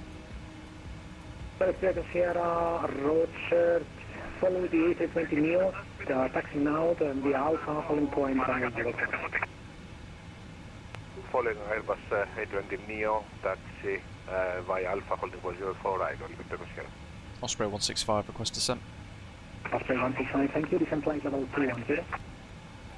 Descend flight level 300, Osprey 165. Osprey 165, negative, descent flight level 210. Sorry, 210, descend 210, Osprey 165. With an Alpha 4 Papa Alpha, descent flight level 90. I don't have the heart to tell him that I can't hear with all of the background noise. It sounds like he's watching football. Left, descent flight level 110. I'll 7 Mike Alpha, clear to land. Cloud 7 Mike Alpha, clear to land runway 24, wind calm. I'm 24, I lost 7 Mike Alpha. Clover 41 Hotel ready for departure. The 1 Hotel clear, takeoff 01, the wind 330 degrees, 110. Clear for takeoff, Clover 41 Hotel. Osprey 77 Yankee, contact Menderes approach, 134.2, bye. Menderes approach. 1342, thanks for the ATC, Osprey 77 Yankee. Bye-bye. Takeoff 812, runway 02, clear to land, estimate wind 360 degrees, 15 knots. Clear to land runway 02 for a degree, 612. Iberian 43 Victor Fox, wind 340 degrees, 11 knots, runway 32, clear to land. Clear to land, Victor Fox. EG61 Mike Quebec, call Adria 130.550, the high. Adria 160.550. Turkey's below us now. Ryanair 9235, descent 3,000 feet, QNH 1017.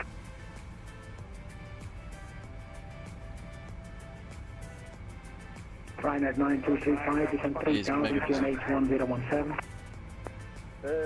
Descent 3000, QNH 1017, Ryanair 9235. As always, big thank you to all of you guys for tuning in, flying along, getting involved. It's been quite a few weeks since our last live stream. I've put a few recorded videos out in that time, but I'm very conscious of the fact that I've not been able to live stream for quite a while, so I certainly felt like today was mandatory, which is also why we picked a slightly longer route. So hopefully you guys have all enjoyed it. He says before we get her on the ground. Bit of cloud up ahead. Those in the ATIS, those reports of towering cumulus and temporary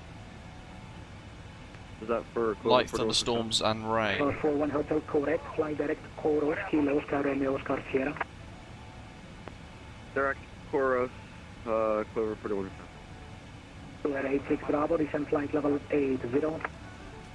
Flight level 80, Blair 86 Bravo. Hearing 6 Uniform Bravo, turn left heading 060 degrees. Left heading 060, you're in 6 Uniform Bravo. Digital 3021, fly direct VZ, Echo Victor India, Victor India.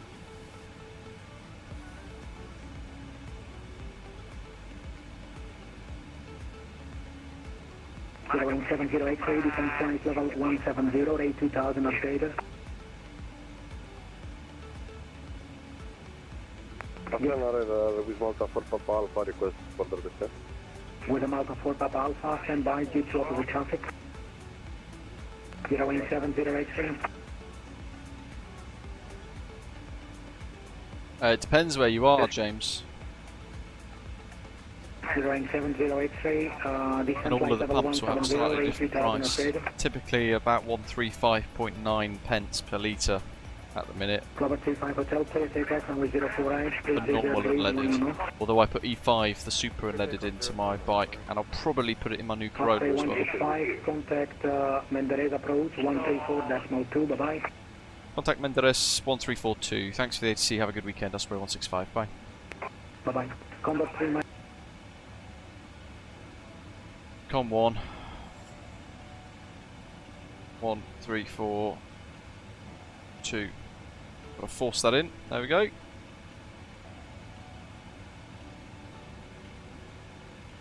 Menderes, good afternoon. Osprey 165 Heavies, a 777-200ER descending flight level 320 for flight level 210 with Golf on board. Osprey 165, hello, Menderes approach, radar contact. Thank you for Golf, cleared Richter 1 Golf and Ivan, descent unrestricted, flight level 140. Richter 1 Golf arrival and continue descent and restricted flight level 140, Osprey 165 Heavy. 140.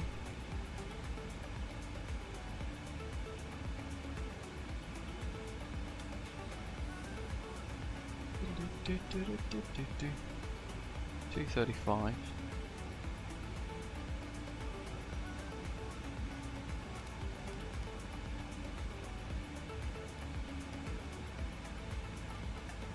Easy 8571, do you need more track miles or are you going to be okay? Let's go to a bit of a steeper descent here. Roger.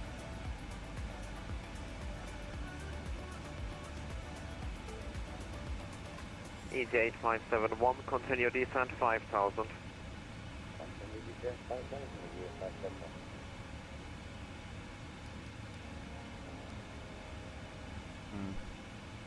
Let's stick to the VNAV path actually.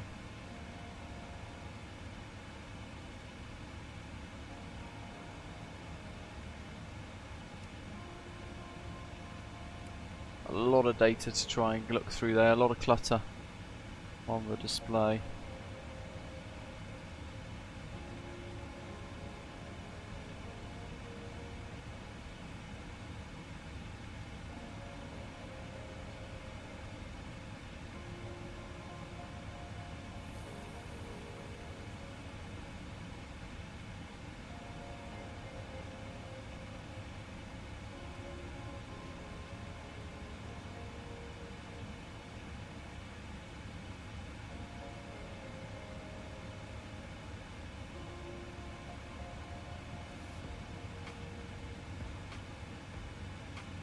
Easy 8571, maintain present heading, vector to final.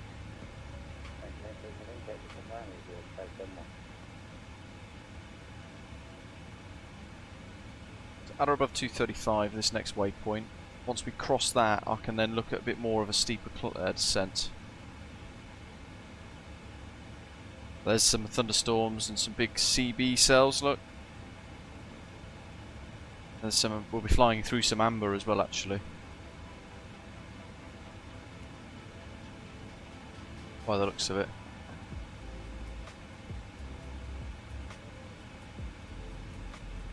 So at or above flight level 235, looks like we'll be crossing BJ 109 at 235 potentially. And then continuing down to 140, transition levels just below that, flight level 115. We've got the QNH set 1012, we've got a 3 knot tailwind on touchdown and a 5 knot crosswind. Richter 1 Golf 34 right is what we've planned. That's what we've got.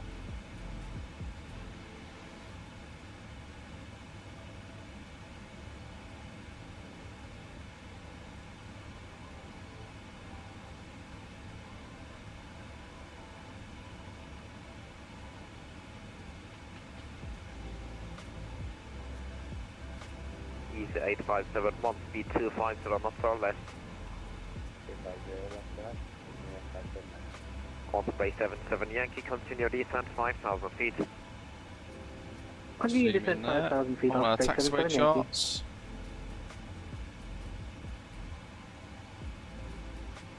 Good stuff, Rab.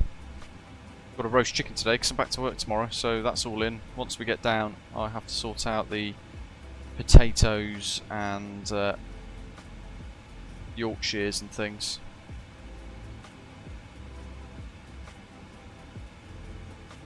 Osprey 165, continue descent 9,000, QNH 1012. 9000 QNH 1012, Osprey 165. Keep on working down. Easy 8571, turn left heading 070.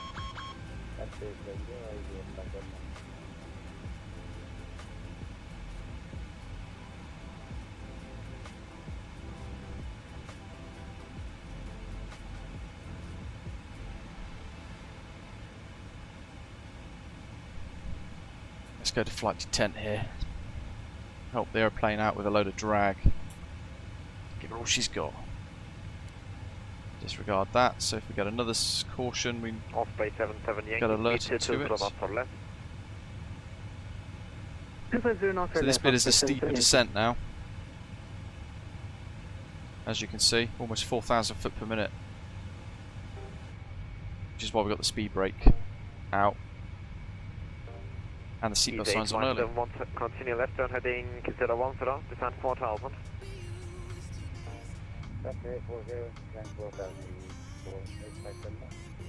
Confirm heading 010.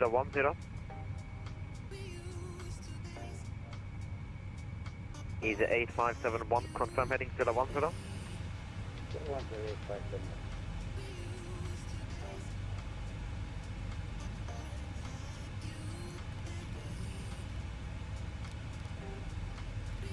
Easy 8571, cleared ILS uniform approach, runway 34 right.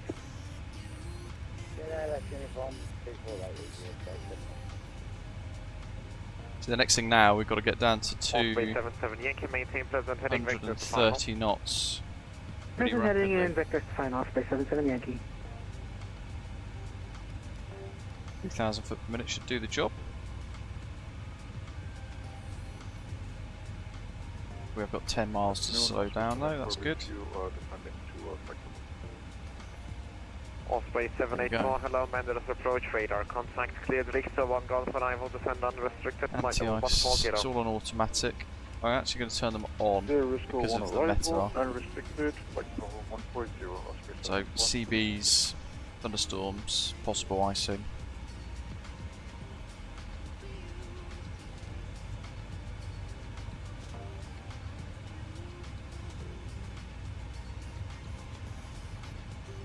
Advice 7 Montecon 40 established.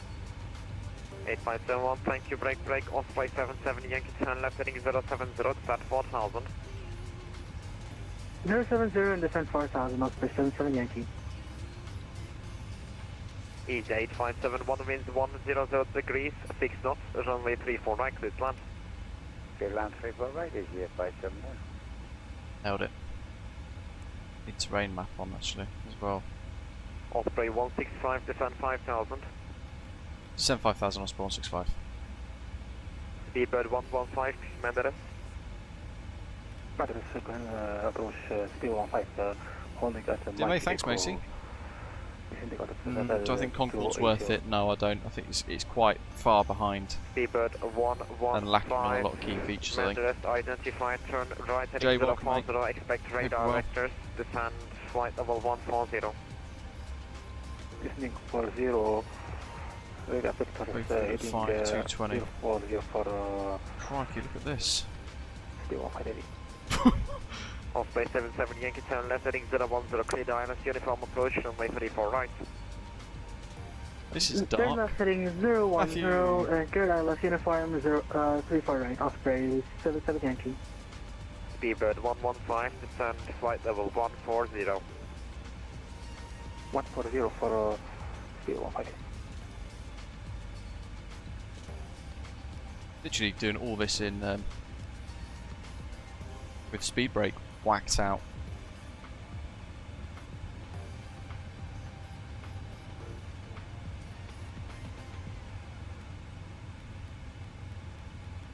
go to 210, just give us a bit of speed margin here.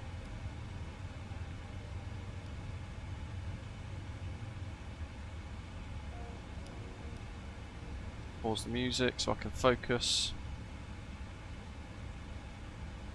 Got anti-ice on as a warning there, but... Osprey 165, front 4 foot, cleared ILS uniform, runway 34 right. From 4 foot, cleared ILS uniform at 34 right, Osprey 165. Hope you're well, Matthew. Hope you're well, Jay, as well. Good to see you both. Osprey 784, continue descent 9,000, QNH 1012. 012, 9,000, 784. Speedbird 115, expect ILS uniform approach, runway 34 right. Expecting uniform ILS approach. That's what we got, that's terrain. Highs of 28. Let's go back to weather radar for a moment.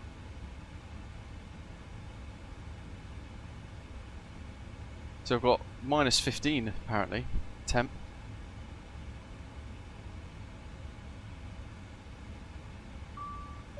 Cabin secure. Thank you very much. That's 1. So I forget I need to intercept flap 5 speeds.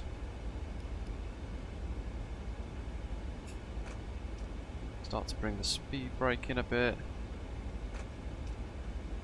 Oh yes, TAT 15, gotcha.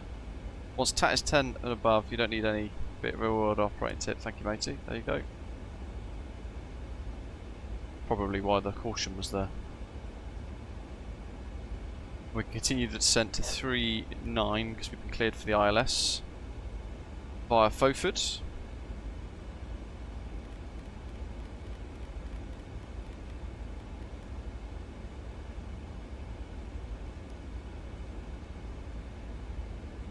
Still descending with speed brake. There's the mountains. It's a very cool approach this. It's a shame that it's so cloudy because you would have seen all of the coastline and everything as well. 115, descent 8,000, Look how cool that looks. 1012. And the haze over there, and it's just 115, insane. 8,000, QNH 1012.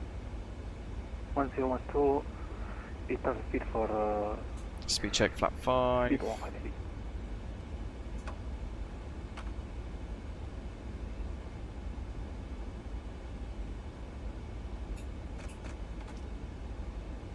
Okay, speed brake arms. Checklists.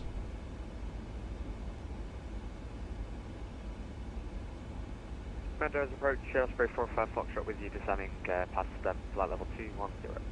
Osprey 45 Foxtrot, good day, Commander's approach, identified, cleared Rixa 1 Golf on Ivo, descent unrestricted, flight level 140. Roger, Rixa 1 Golf arrival and double descent unrestricted to flight level 140, Osprey 45 Foxtrot. Sloppy, sloppy, sloppy. Let's go on the turn.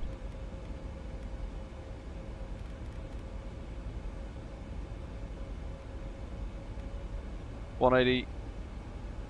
Flaps 5. 13 DME. Approach mode's armed. In the turn. And we've got some vision. There's the runway.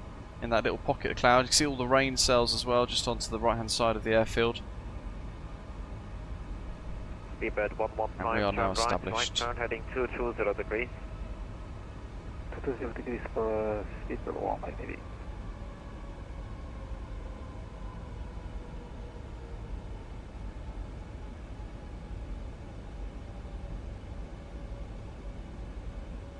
Look at that.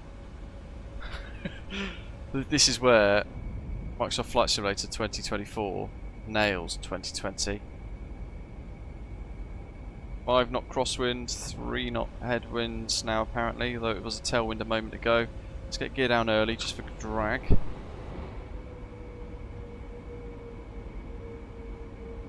Easy 8571, cross 34 left, contact ground 1219. Cross 34 left, 1219. And flap 15. 571, bye bye. Osprey 770 Yankee winds 100 One ahead. 6 knots, runway 34 right. 6 miles ahead. 34 right, clear the line, Osprey 77 Yankee.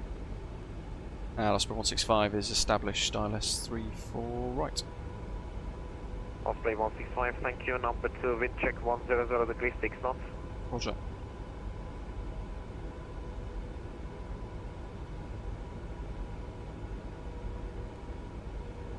Little bit of heading versus track. Not too bad. Declutter Osprey that. 784, descend 5000. 8 miles, 160.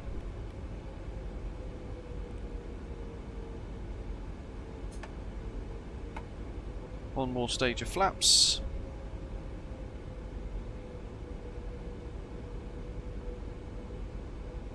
What we got there? 126. 2500. 31. Osprey 165, start reducing final approach speed. Expect late landing clearance. We'll go Osprey 165. Seabird 115. I'll go VREF plus 10. 7000. And we'll move to flap 30, gear down, and green. That should then go green. Will be configured at 2,000 feet, hopefully. There we go. Job's a good one. Let's clear that. Final approach speeds. Ready to go.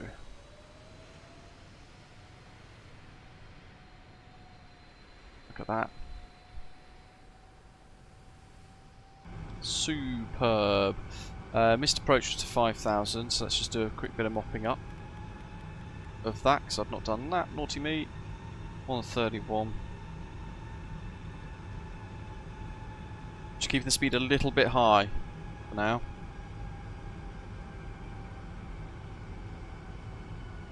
Give us a bit more margin for error on the final approach. Yeah, Matthew says there, love the depiction of weather in Microsoft Flight Simulator 2024. There are times when it can look just flat out real. Yeah, this in VR would be insanely good. It would be so impressive.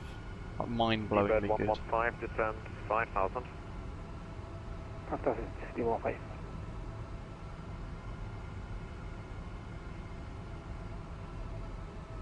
Osprey 77 Yankee on Lima. Osprey 77 Yankee, cross 34 left, contact ground, brake, Osprey 165, winds 100 degrees 6 knots, 34 right, cleared land. 34 right, cleared land, Osprey 165.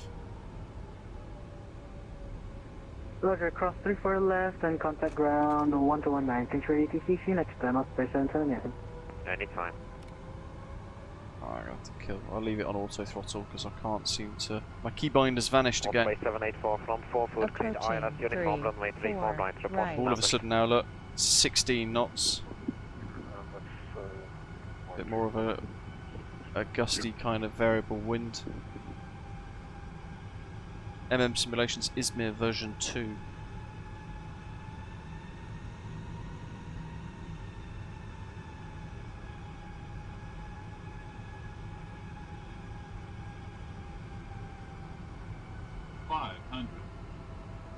Now it's gone crosswind but dropped to 9. Just a bit floaty there. That's VRAS Fuangha. Approaching 300.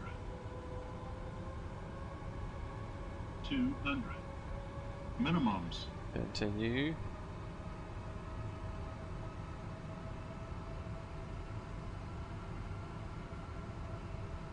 $50. Can I head? 20. 10. On it off. Touchdown. Little correction back onto the nose center line. And reverse green. Osprey 45 Foxtrot, descend 6000, QNH 1012. Descend 6000, QNH 1012, Osprey 45 Foxtrot.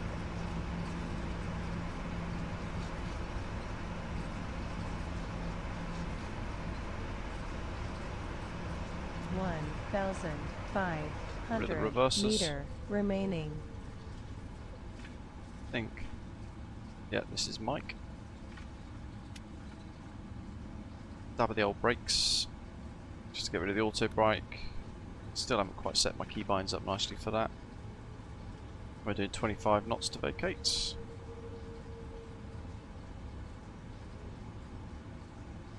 Osprey Osprey 165, welcome, cross 34 left, contact ground 1219er.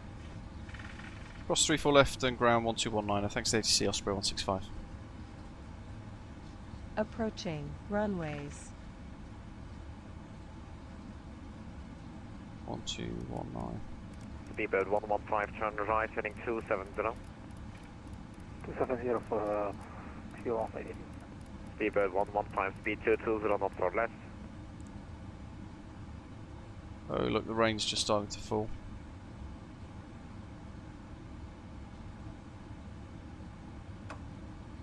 Gear up.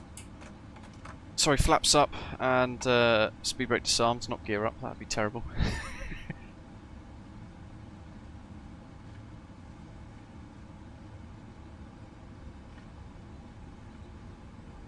Here we are.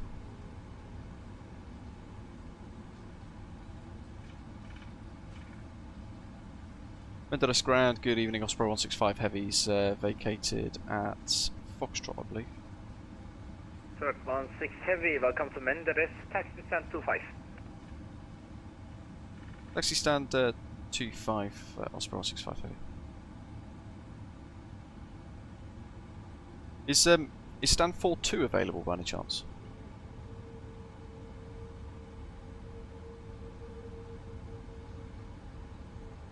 Stand by.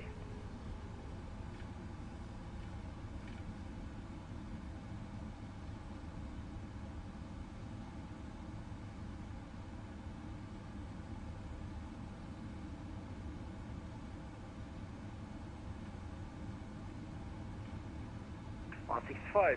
There is no such stand as 2. There's stand 42, 42. Roger, 42 is approved. Roger, thank you. I'll text to stand 42, 42. Osprey 165. It's only because I know I've got a GSX profile, which probably will only work on a heavy aeroplane over there, on that one stand that can accept heavies. So I'm just going by what the developers have said.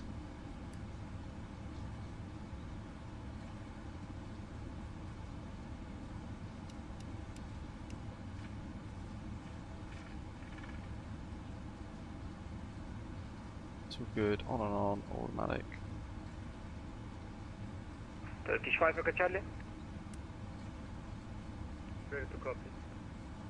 5 Echo Charlie, are you pushing back? Is Ismir V2? I'm trying to solve. Roger, no problem.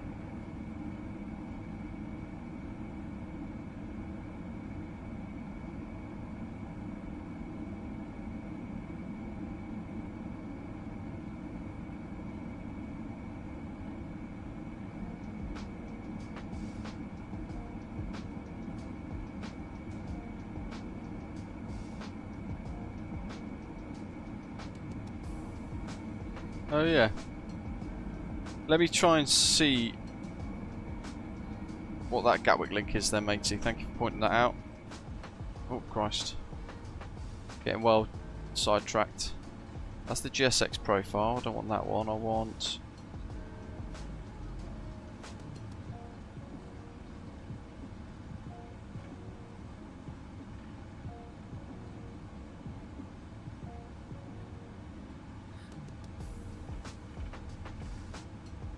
Ultrastar Edition Phase 1. Try now. Should be in the description for you, mate. 4.2. I forgot to activate this.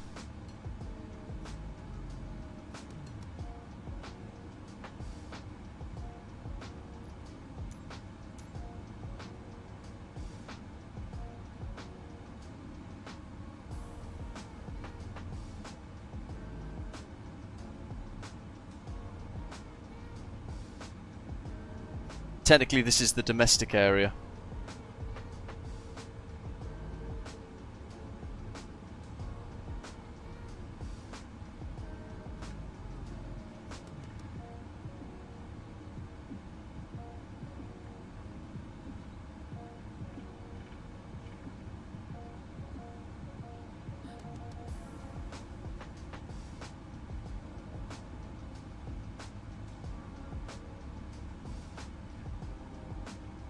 Crikey, that jetty looks like it's coming right out.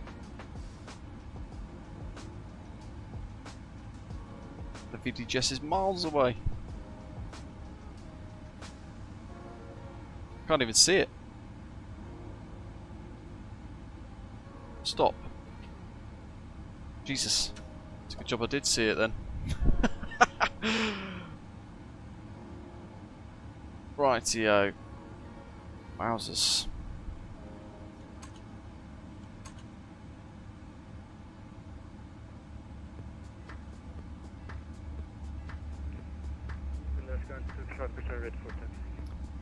Ground ops. Disarm. Turkish 5 Echo Charlie. Taxi via Bravo, cross runway 34 left, hold short runway 34 right at Juliet. The boarding requested. Beacon. Via Bravo, crossing 34 left, and hold short at 34 right at Juliet. Let's get the logo light on as well, Warrior. Getting a bit dark.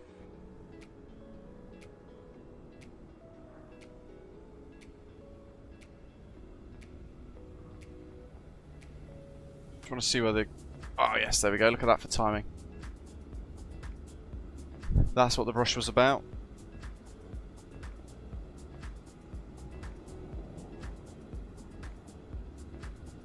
Okay,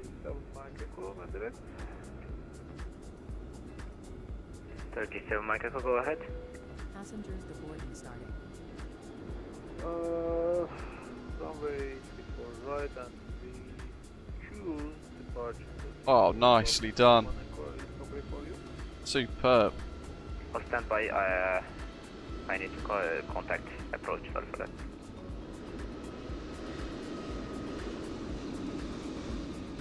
Bloody GSX pop-up just ruined my screenshot. Let's see what happens with our new Sky score. Tell Mike Echo, is Babsi 1 Romeo available? $54,000, $55,000 thing there. Jesus, offset line landing. Fair enough. I was a little bit off. So for the, yeah, not bad. Very profitable route. My goodness.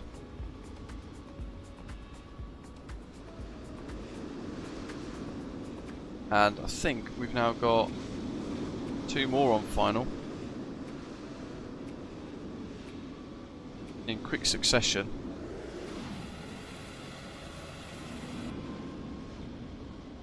I mean, look at this weather system. If I zoom out, look at that. Look how realistic that looks.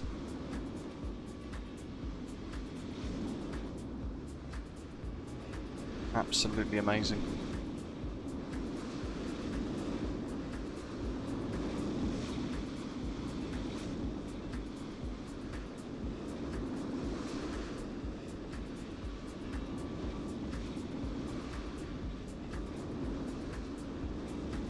These are our last 2 pilots in.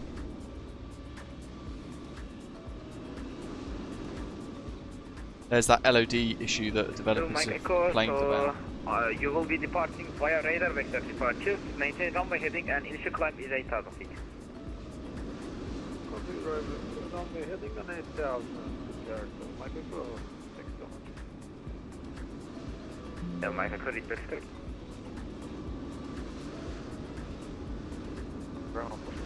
Fwong, if you wanted to get VRAS, for example, 784, and you've not used the 10% off code for Contrail that's in the description, then feel free to use that code. Everybody watching can use that code once per add-on, per account, whatever, for Contrail, and it'll give you access to that 10% discount on your checkout for 1 order only per person. 134. Another Microsoft Flight Simulator 2024 gearless aeroplane AI aeroplane add-on. Can't fix that for some reason. I don't know why it does it, but it does. Look at this visibility now dropping here. So whoever's next on final might well have half the aeroplane obscured, airport obscured. That's coming in pretty quick.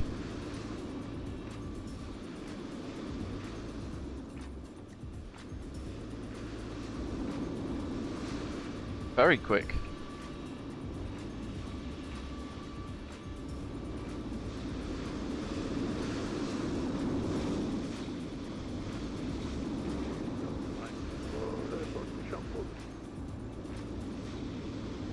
approach 7 Mike Echo pushback and startup is approved. Face south QNH is 1012.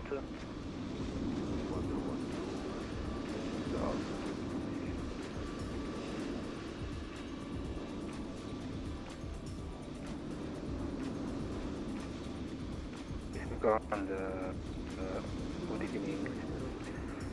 Speed 15 heavy at Echo request taxi speed. Speedbird 115, Menderes ground handler standby. Here we go, last pilot. Copy. 7 Mike Echo hold position for 1 minute. Hold in position 1 minute, thank you. Speedbird 115, taxi stand 25. And 25 for... Sons Army, that's fair enough, that's your choice, matey. I've gone the other way. Matthew's just taken to adjusting GSX profiles for airports manually himself, especially moving the stop points to make it realistic for heavies. Yeah, that's what a lot of profiles don't do very well. And that, now thanks to Rusty Dog, that link for the freeware Gatwick, which is superb, is in the description. So it saves you having to spend £20 on a very expensive iniBuilds Gatwick Airport scenery. This one, this freeware one, is amazing. It is almost as good, if not better, because it's freeware with superb levels of detail. Teşekkürler. Yayıncı var o tarafta. Another no gear AI model.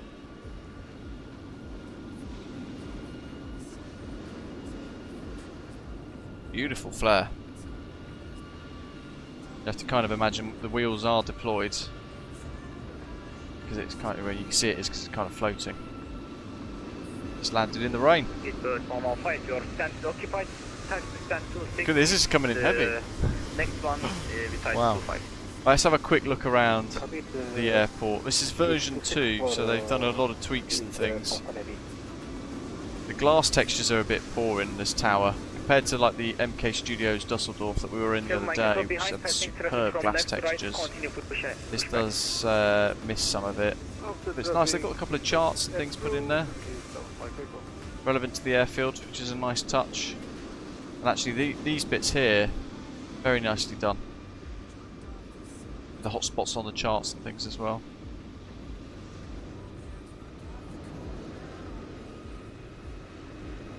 There is a really nice interior at the airport as well, with really good textures.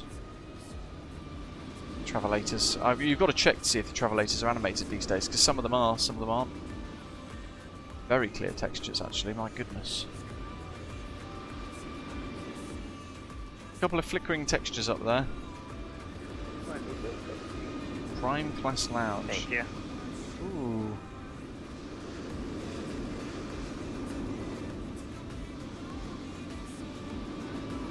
They're all just Turkish flights.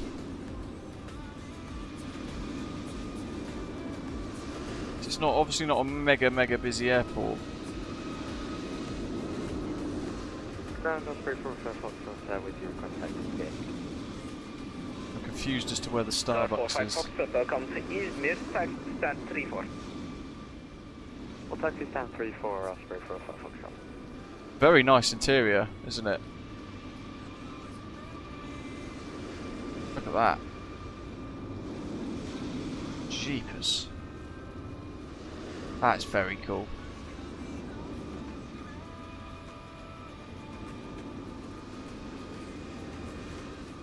Oh, a couple of reverse textures there though we've just spotted.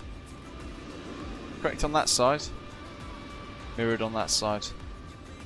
Probably be better if it was the other way around.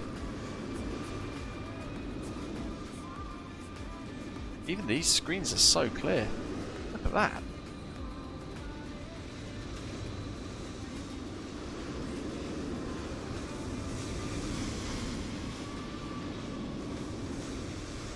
Very cool indeed. What else have we got here? Car parks. International terminal.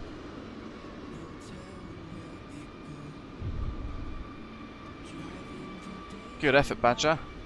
Scored a 10.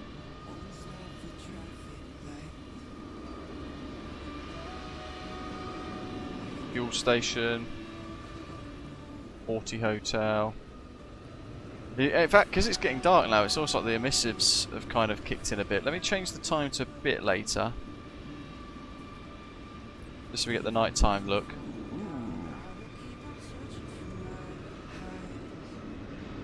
Crikey. This looks good. Actually, yeah, this is the international terminal, isn't it? So what have we got here? EasyJet, Aer Lingus, Pegasus, Ryanair. A lot of airlines standing out now. Air Serbia, Enter, Smart Wings, a lot. What do we got here? London Stansted, Newcastle.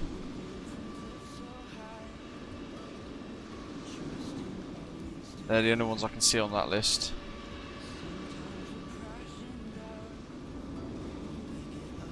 So this bit is the international section. It's very impressive. Probably quite a new airport, I would imagine. I don't know. It all feeds into the same area, and even this domestic section during the night time looks so good. Let's smash out the roof. Have a look at this bit.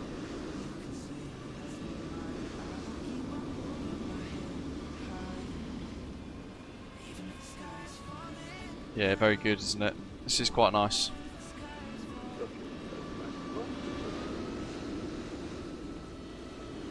Michael, taxi via Echo, use runway 34 left. Hold short runway So some elements of it, like the tower, could I think do with a bit more detail. Yeah, they've nailed the glass textures there really nicely. So I think I'd like to see those glass textures perhaps put in the tower as well. Unless the cloudiness is very realistic in the glass, I don't know, but I doubt that. The emissives are very good on the buildings. And the apron lighting is quite nice as well. There we go, look at that. Pretty cool. So it's MM Simulations IZMIR version 2, which, if I check in the description, is linked in the description for today as well, just above that Contrail 10% off discount code in the links section of our description. So do check it out if you do want to get your hands on it. I don't think it, from what I understand, it's not a free upgrade. So if it's somewhere you're going to fly to a lot, then perfect. If not, you might think, actually, yeah, is it worth me buying? I don't know. But that is, as always, a decision for you folks. Hopefully you've enjoyed the live stream. I'm going to go and finish off a roast chicken over the next hour and a bit. But thank you very much for watching as always. Enjoy the rest of the weekend wherever you are. Hopefully it's sunny and warm. And a big thank you as always to our air traffic controllers and our fellow pilots. But thanks very much. I'll see you next time. Take care.